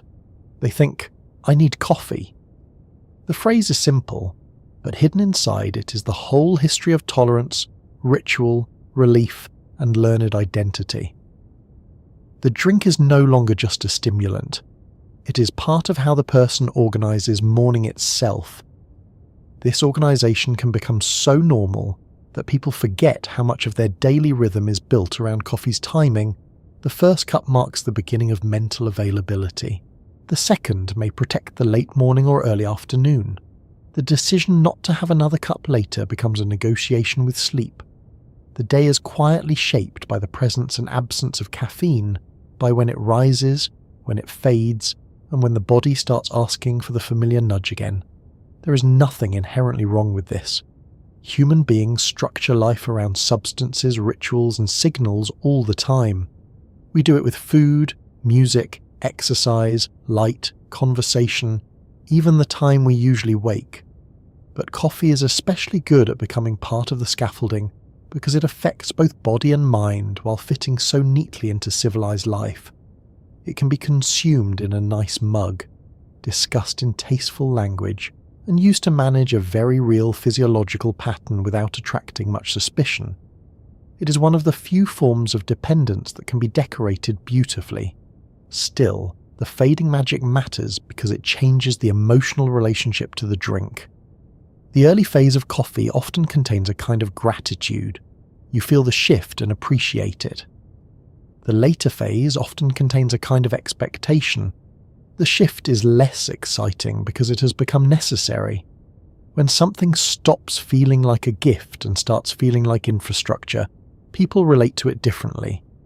That is also why attempts to cut back can feel so revealing. A person who assumes coffee is merely a pleasant habit may skip it for a day, and then discover that the entire shape of the morning has altered. Their thinking is slower, their mood is flatter, their motivation is more reluctant. Tasks that seemed ordinary yesterday now feel irritatingly expensive. It becomes clear, very quickly, that coffee was doing more than adding a cheerful note to the day. It was helping hold the day open. One of the most important distinctions here is between dependence and addiction. They overlap sometimes, but they are not identical. A person can be dependent on caffeine in the sense that regular use produces withdrawal when stopped, without having a chaotic or destructive relationship to it. Most regular coffee drinkers are not living in the kind of compulsive spiral people typically mean when they talk about addiction. They are, however, often living inside a mild but real physiological reliance. The body expects caffeine, the absence is felt. That is dependence, even if it is socially ordinary and largely manageable. The behavioral side can still become meaningful though. People may plan their routines around access to coffee. They may become anxious about not having it available. Travel feels less appealing if they are unsure how the morning cup will happen. Meetings, commuting, work, and even mood become linked to whether caffeine is accessible on time. This does not mean they are out of control. It means the habit has become integrated enough that its removal affects both body and behaviour. Another reason the same cup loses its impact is that tolerance is not always evenly distributed across all of caffeine's effects. Some people find that the obvious mental lift fades more than the sleep disruption does. That is a particularly unkind arrangement. The cup no longer feels dramatically energizing, yet it can still delay sleep or make sleep lighter later on. In other words, the reward softens while some of the cost remains. This is part of why people drift into using more. The old dose does not feel very impressive, so they raise it. The trouble is that the body is adapting all along, and increased intake may deepen dependence, complicate sleep, and increase the risk of jitteriness without bringing back the original magic in full. This is where more stops being a simple solution. When tolerance develops, the obvious response is to take a larger dose. Sometimes that works temporarily. A stronger coffee or an extra cup restores the old feeling for a little while, but it often does so by deepening the same adaptive process that reduced the effect in the first place. The brain learns the new amount. The body begins incorporating the new pattern. Eventually, the higher dose starts feeling ordinary too. The person then has two problems instead of one: a weaker sense of reward and a stronger physiological expectation. This is why the most intense coffee drinkers are not always the most energized. Sometimes they are simply the most adapted. Their system is carrying enough caffeine habitually that absence feels worse, but presence does not feel dramatically better. They may drink large amounts and still speak of being tired because caffeine does not erase the need for sleep, and because tolerance has reduced the subjective lift. The whole arrangement becomes a maintenance program for functioning under conditions that remain biologically unfinished. There is a quiet sadness in that, though not necessarily a tragic one. The drink that once felt like an ally now feels like a requirement. The first cup is still comforting, but part of the comfort is relief from the state created when the expected cup has not yet arrived. The pleasure and the relief blend together so smoothly that it becomes hard to tell which one you're drinking for. This is one reason people often romanticize coffee most strongly at the very point when its effects are least magical. They speak lovingly of the first cup because it represents more than chemistry. It represents recovery from mild withdrawal, restoration of routine, entry into identity, permission to begin. The emotional richness of the ritual grows even as the pharmacological novelty fades. You do not need the substance to feel new in order to feel deeply attached to it. In some ways, habit strengthens affection precisely because it weaves the drink into so many moments of relief. The body's adaptations also change how quickly the absence is felt. A person who drinks coffee occasionally may skip a day and barely notice, aside from perhaps feeling a bit less lively. A person who drinks it every morning at the same time may begin feeling the lack with almost theatrical punctuality. The headache, dullness, or low mood arrives not because their character is weak, but because their nervous system has been trained to expect a certain timing. The body is, among other things, a remarkable clock. Repeated patterns become anticipated. When the expected signal fails to appear, the whole system notices. That clock-like quality is part of what makes caffeine withdrawal feel so specific. It is not just general tiredness, it is a particular heaviness, a particular kind of slower thinking, a particular irritation with the ordinary demands of the day. Many people report that even if they sleep enough on a no-coffee day, the morning still feels wrong. That is because sleep and caffeine do not occupy the same slot in physiology. One restores, the other blocks a signal. If the body has adapted to regular signal blocking, sleep alone may not instantly erase the expectation for that familiar interruption. There is also a social distortion around tolerance. People often admire high caffeine consumption as though it reflects toughness, discipline, or productivity. In reality, it often reflects adaptation more than superiority. Being able to drink a very strong coffee and feel little does not necessarily mean a person has a better nervous system. It may simply mean their nervous system has adjusted very thoroughly. Likewise, being sensitive to caffeine does not mean fragility. It may mean slower metabolism, different receptor dynamics, less tolerance, or simply a body that speaks more clearly when stimulated. The culture around coffee likes heroic quantities. Biology is less interested in performance art. For some people, the fading magic leads to a practical cycle. They notice coffee is less effective. They increase the dose. Sleep worsens slightly. Morning tiredness increases. Coffee then feels more necessary, but not more miraculous. Another increase may follow. The system keeps being asked to do more, while the underlying need for recovery remains underpaid. This is not inevitable, but it is common enough to matter. Coffee is not creating the whole problem, but it can become part of the loop that keeps the problem stable. For others, the response is to take breaks. A few days or a week with much less caffeine, or none at all, can reduce tolerance in some cases and allow the original lift to return more clearly later. This sounds simple on paper and much less simple at 8 in the morning with a headache forming behind the eyes and a full day waiting. The withdrawal period can be mild for some and unpleasant for others. Sleepiness rises, mood dips, and the body makes its feelings known. But the fact that the break changes the later effect at all is proof of how much adaptation had been doing in the background. Even without taking formal breaks, people often sense the fading magic in small ways. They remember when coffee used to make them feel alert almost immediately. Now it merely makes them feel normal after 20 minutes. They remember when one cup lasted most of the morning. Now they are thinking about the next one before noon. They remember when coffee felt like enhancement. Now it feels like restoration. None of these shifts are imaginary. They are the lived shape of tolerance, and yet there is no need to turn this into a moral fable about purity and decline. Tolerance is not a punishment. It is a normal biological response to repeated exposure. Dependence is not always a disaster. It is often simply the cost of making a useful stimulant part of daily life. The important thing is not to pretend that the relationship remains unchanged over time. The body keeps adapting whether or not you narrate it. Understanding this changes how you see the morning cup. It is still pleasant. It may still be very useful. It may still improve mood, attention, and willingness. But it is no longer a pure gift from outside. It is part of an ongoing negotiation with a body that has learned the routine. The same coffee now works inside a different brain than it did when the habit began. A brain with adjusted receptors, altered expectations, and a familiar pattern of relief and return. That is why the magic fades, but also why the habit often deepens. Miracles can be admired from a distance.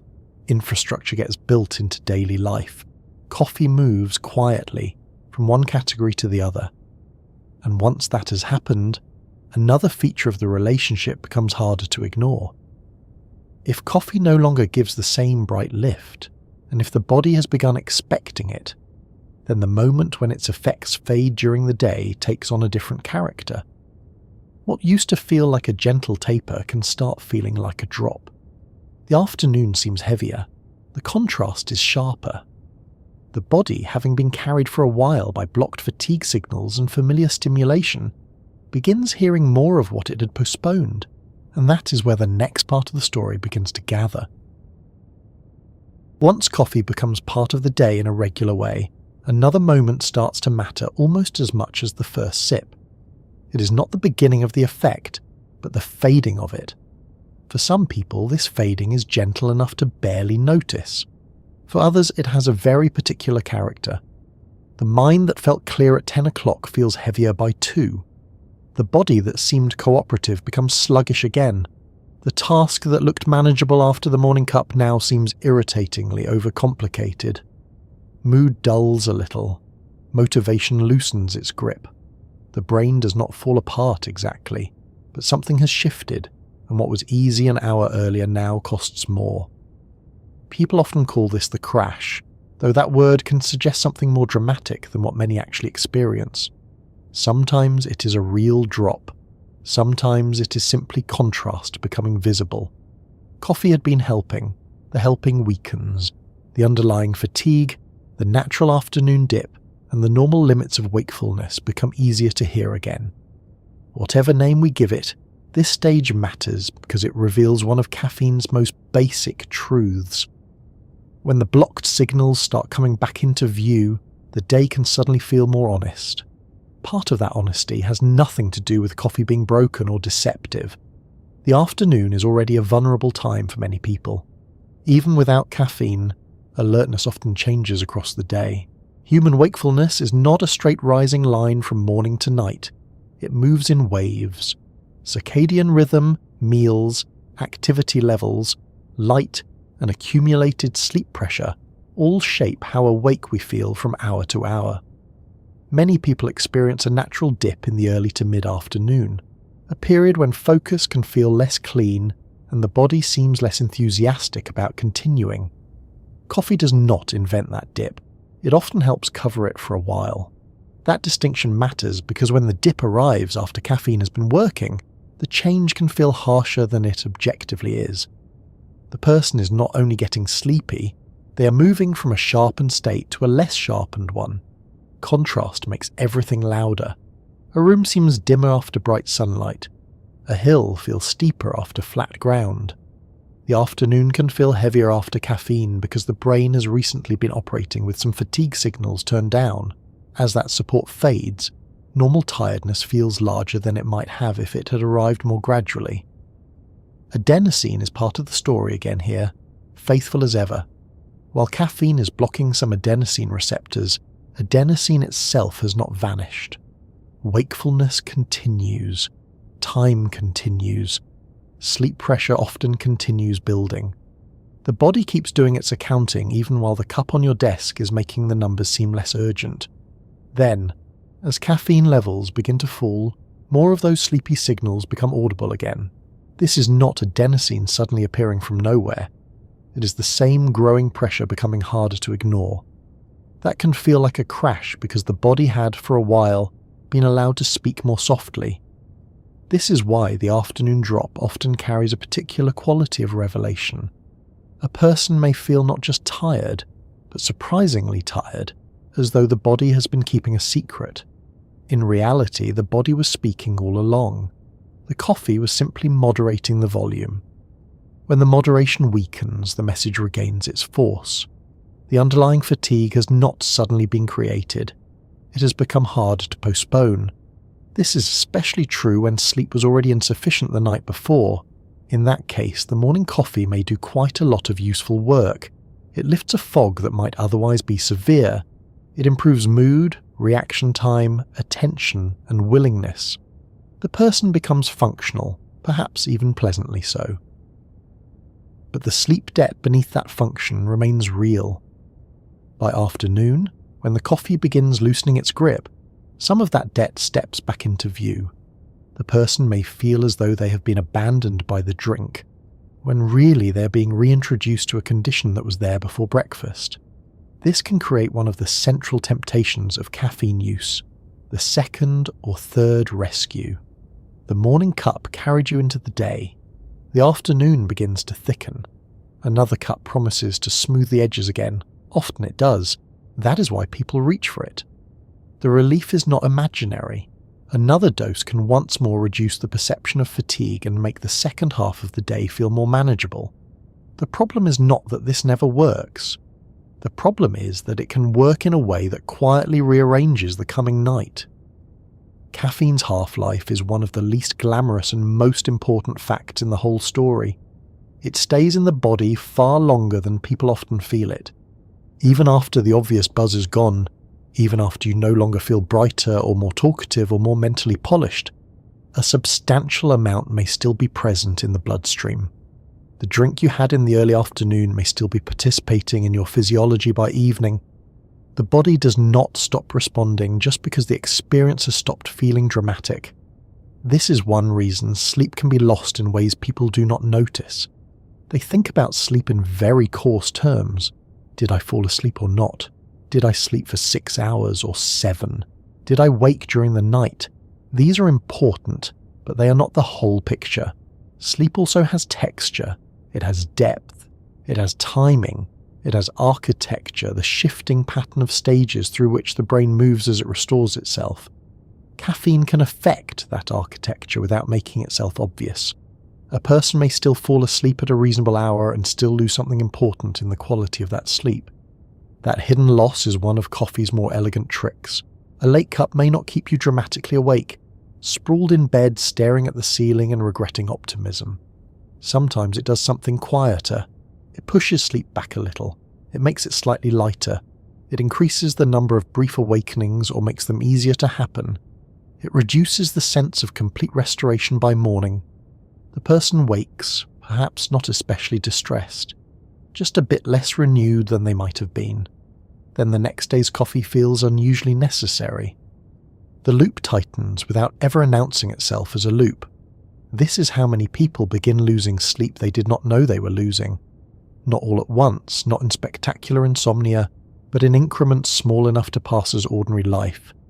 15 minutes later to fall asleep. A bit less deep sleep here. A little more fragmented sleep there. A morning that feels slightly flatter. A stronger need for the first cup. An afternoon that again requires help. There is no dramatic collapse. There is just a subtle trade taking place day after day between borrowed daytime alertness and slightly compromised nighttime recovery. The afternoon dip sits right at the centre of that trade. It is the moment when people decide whether to absorb the tiredness, perhaps work around it with movement, light food and patience, or whether to push it back with another dose of caffeine. There is no single morally correct answer. Sometimes life truly requires the push.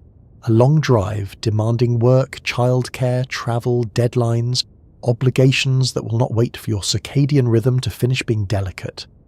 Coffee is useful precisely because it meets real life where it actually is.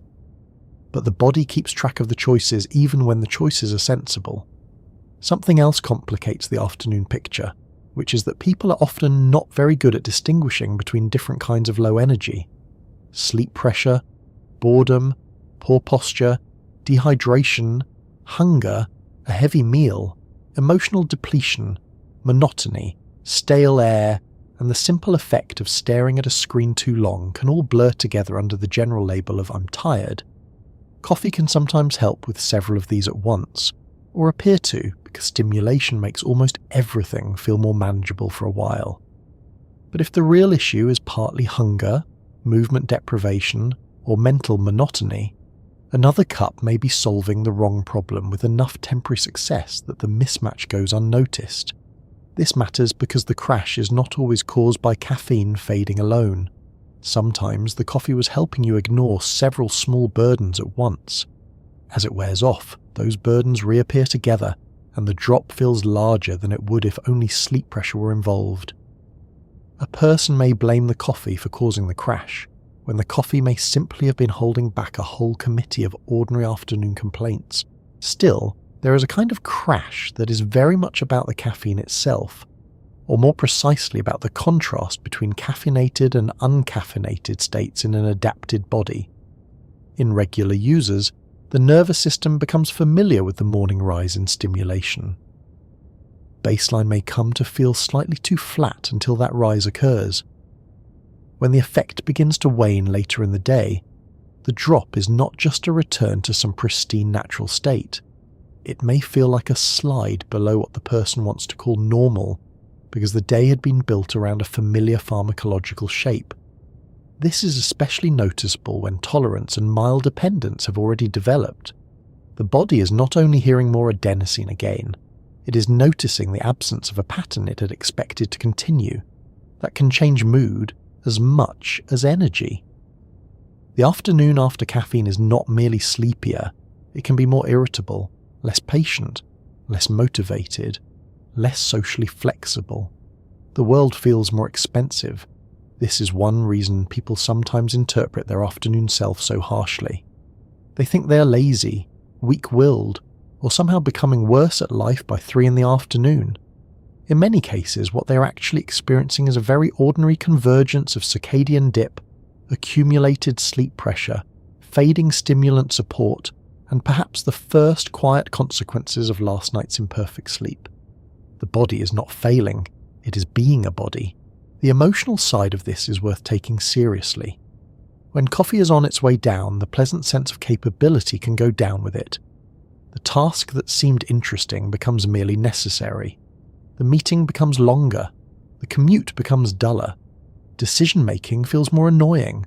It is not unusual for mood to dip slightly with alertness, especially when caffeine had been contributing to willingness and engagement earlier. This is another reason the second cup is so tempting. It promises not just less sleepiness, but the return of a more agreeable mind. But late-day caffeine has a particular cruelty to it. It often solves a present problem by quietly planting tomorrow's. A cup in the late afternoon or evening may not feel nearly as bright as the morning cup, because you are not comparing it to waking from sleep. It may just take the edge off. It may simply keep you going. That modesty makes it feel harmless. Yet because caffeine can linger, even that modest dose may influence sleep hours later. The hidden sleep loss it creates then becomes part of the reason the next day again contains a strong afternoon dip. Coffee becomes both bridge and architect of the distance it keeps helping you cross. This is especially easy to miss in people who say they can drink coffee late and still sleep fine.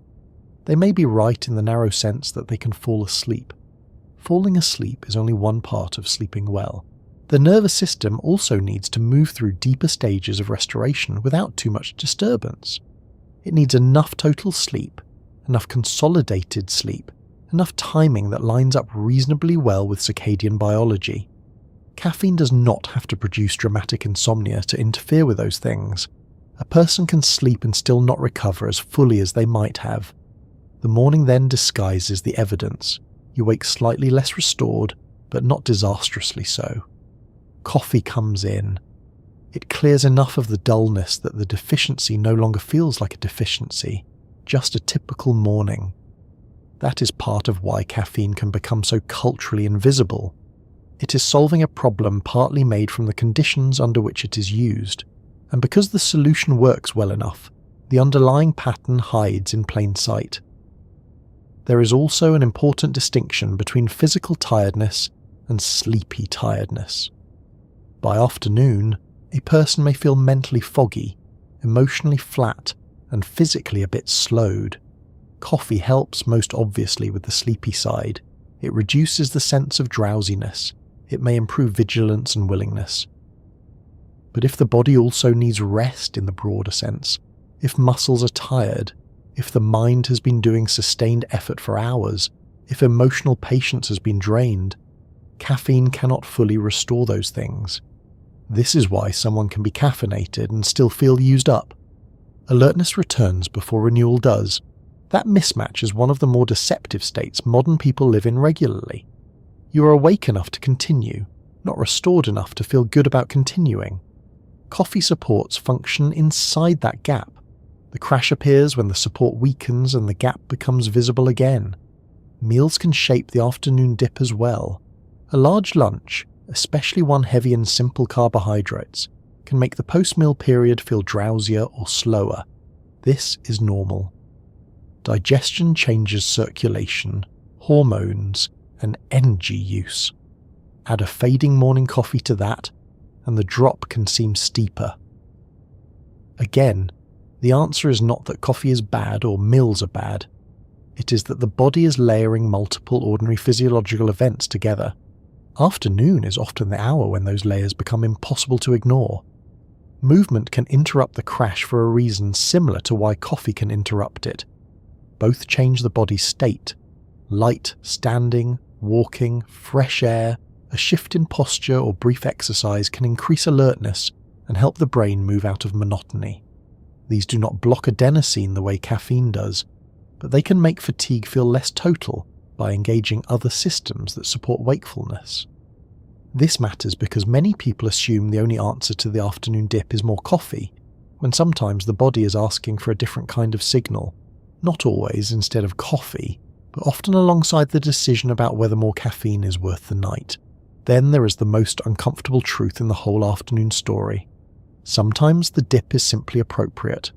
Sometimes the body is tired because it has been awake a long time and perhaps not sleeping enough for many nights in a row. In those cases, the crash is not a flaw to be corrected. It is information.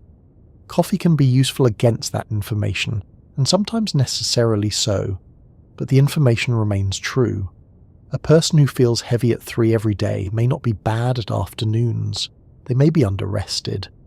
That under-rested state can become remarkably easy to normalize when caffeine is available. The person is never entirely incapacitated, so the cost stays hidden. They continue working, parenting, commuting, existing, and therefore conclude that things must be basically fine. But the body may be operating at a lower level of recovery than it could be. The hidden sleep loss from late caffeine, combined with the managed wakefulness of morning caffeine, creates a life that functions while carrying more strain than it admits. This does not mean everyone should fear the afternoon cup. It means the afternoon cup is never only about the afternoon. It reaches forward into the night and backward into the previous night. It sits at the hinge between performance now and restoration later. Some days the bargain is worth it. Some days it quietly steals more than it gives.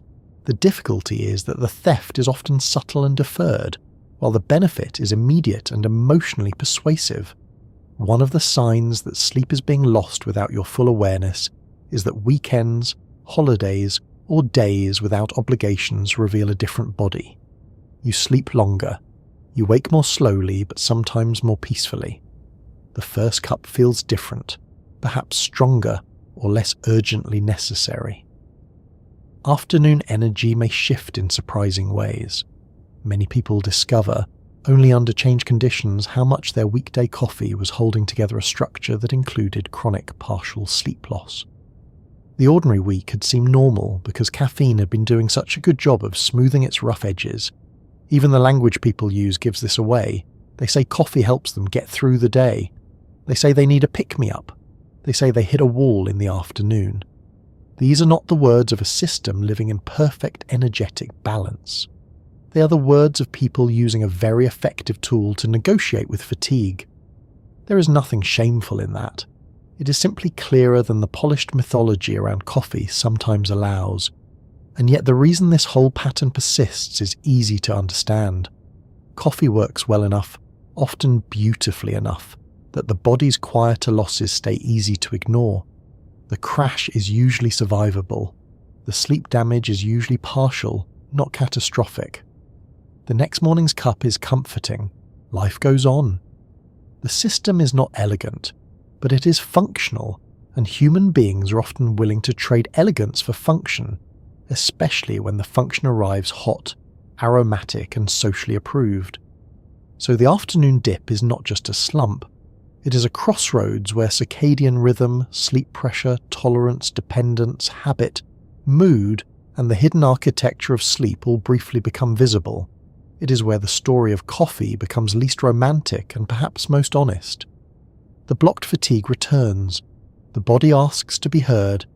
Another cup offers negotiation. The night waits quietly in the background, ready to record the terms.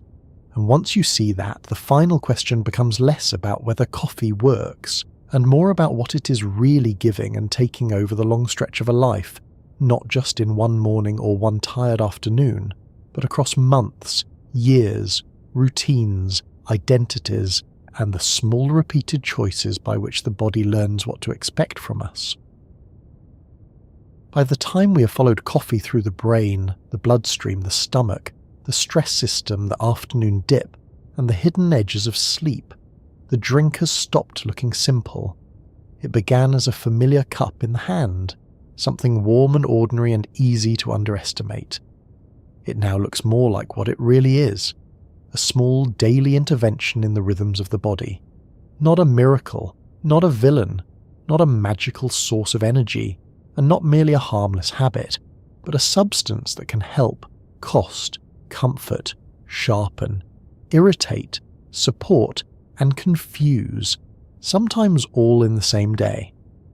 That complexity is part of why coffee has lasted so well in human life. If it were purely damaging, people would have abandoned it. If it were purely perfect, the body would have no need to keep negotiating with it.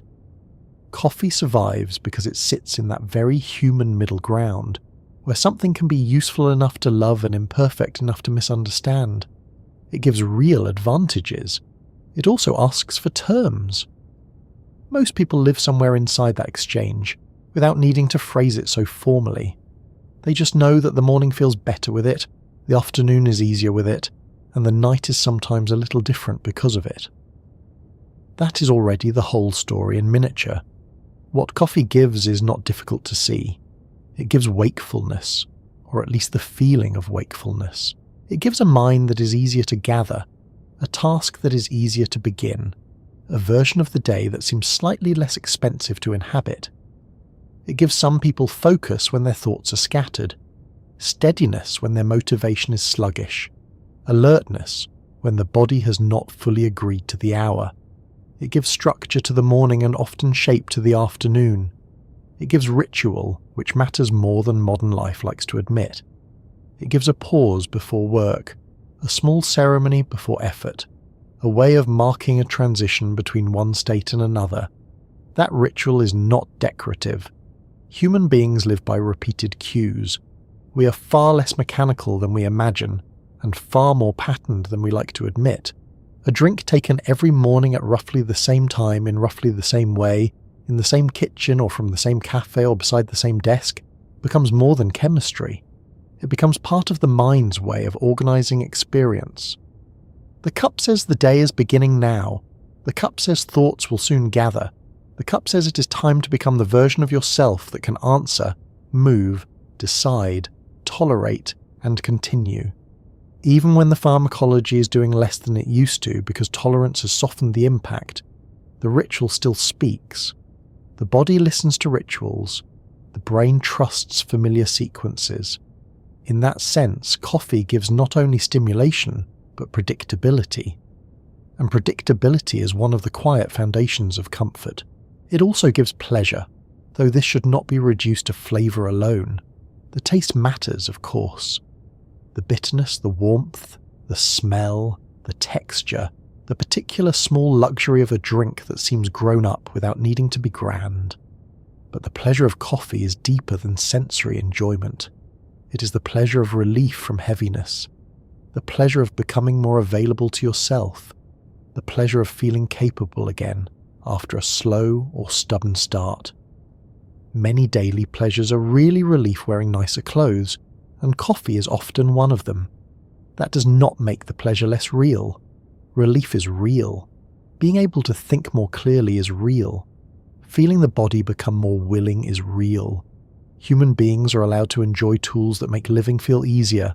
Coffee also gives something social, and this is often left out of purely biological accounts, even though it may be one of the most stable reasons the drink remains so beloved. Coffee is offered, shared, served, taken together, used as an excuse to pause, used as a reason to sit down, used as a way of saying, let us talk for a bit. It belongs to homes, offices, cafes, train stations, libraries, waiting rooms, late-night kitchens, early morning commutes, quiet desks, and conversations that are too difficult to begin without a little ceremony. A cup of coffee can be a stimulant, yes, but it can also be hospitality. It can be a shield, a delay, a comfort object, a beginning, a break, a small permission slip to step out of a rushed hour and into a more human one. Biology alone cannot explain why people become attached to coffee. Culture and memory finish the job, yet what coffee takes is real too, even when it takes it gently. It takes some of the body's natural signals and turns down the volume. This is often useful, but it also means that tiredness does not disappear when coffee works. It is obscured. One of the things coffee takes then is clarity about fatigue. Not always all of it, not always dangerously, but enough that a person may feel more ready than they are restored, more capable than they are recovered. This matters because fatigue is not merely an inconvenience, it is information. It tells the body when its resources are being stretched. Coffee can help a person function beautifully inside that stretch, but it cannot make the stretch unreal. In that sense, coffee sometimes takes away the honesty of tiredness and replaces it with borrowed brightness. It can take sleep in the same quiet way. Not always the obvious sort, not always in the form of dramatic insomnia, but in smaller pieces that are easier to miss. A little more time to fall asleep, a little less depth, a little more fragmentation, a slightly less restored morning. These losses rarely arrive with theatrical cruelty. They arrive as ordinary life. That is what makes them easy to overlook. The body feels almost fine. Then the morning cup makes it feel more than fine, and the cycle continues. Over time, what coffee may take is not one night of sleep, but a series of small reductions in recovery, each too minor to make a scene and therefore easy to tolerate. But the body notices. The nervous system notices. Morning dependence often grows in the space those small losses create. Coffee can also take neutrality. A body that has adapted to daily caffeine is no longer meeting each morning fresh. It is meeting the morning as a system that expects intervention. The person may not feel especially impaired, but ordinary functioning begins to seem inseparable from a familiar cup. Without it, the morning is flatter, slower, less agreeable. With it, things return to what feels like normal. This is one of the stranger costs of a useful habit. It can slowly make itself part of the definition of what normal feels like. The person does not necessarily become less capable in some grand way. They simply become less interested in discovering what their uncaffeinated rhythms now are. That is part of what coffee changes over the long rhythm of a life. It changes not only how the body feels, but how the person interprets feeling. Alertness is no longer something that simply happens through sleep, light, movement, and the clock of the body. It becomes something that can be summoned, managed, sharpened, delayed, repaired. The morning is not passively endured, it is chemically negotiated. The afternoon is not simply a natural dip. It becomes a problem to solve or a signal to override depending on the day. Even the idea of what counts as being tired can shift. A caffeinated person may call themselves tired at a level of wakefulness that would once have seemed fine, because their baseline has been recalibrated by regular enhancement. In this way, coffee changes perception as much as it changes physiology. It changes time too, though in a very everyday sense rather than a philosophical one. A cup can compress the distance between waking and functioning. It can stretch the usable part of the day.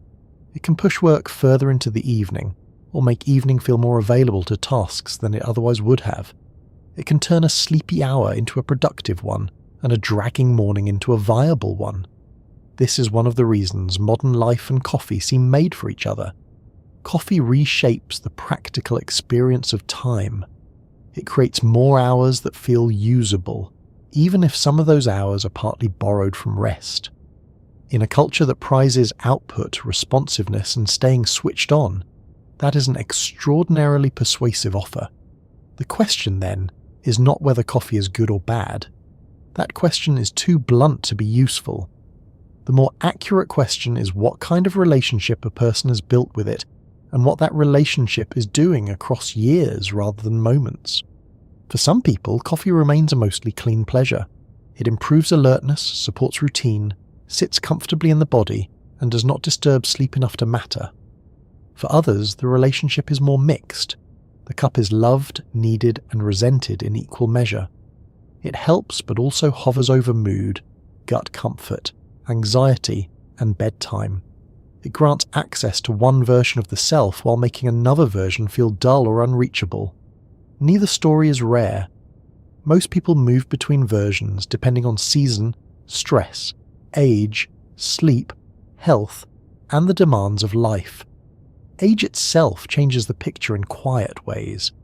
A person may drink coffee easily in one phase of life and find it lands differently in another. Metabolism changes. Sleep becomes lighter for many people over time. Hormonal patterns shift.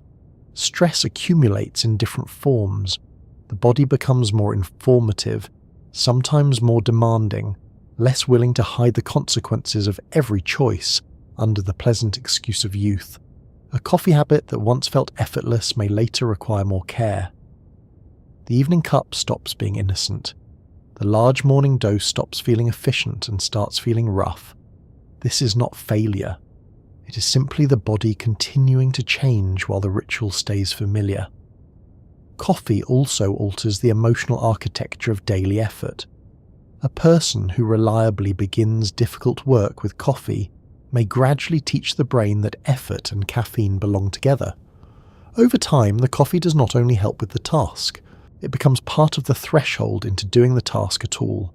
Writing, studying, answering messages, making plans, dealing with people, even tidying the kitchen may come to feel more plausible after a cup. Again, this is not inherently bad. Humans build supports around effort all the time.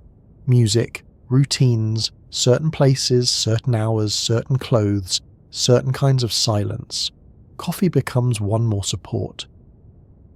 But when supports become regular enough, they begin shaping the person's sense of what they can do, unaided. That is one of the quieter changes coffee brings. It may improve performance while also becoming woven into the idea of what performance requires. There is a tender irony in this. Coffee often begins as a way of making life feel easier, and for many years that is exactly what it does. But because the body adapts, the drink can become part of the very structure through which effort, wakefulness, and tolerability are defined. The support becomes part of the floor. The person stands on it so often that they stop noticing it is there.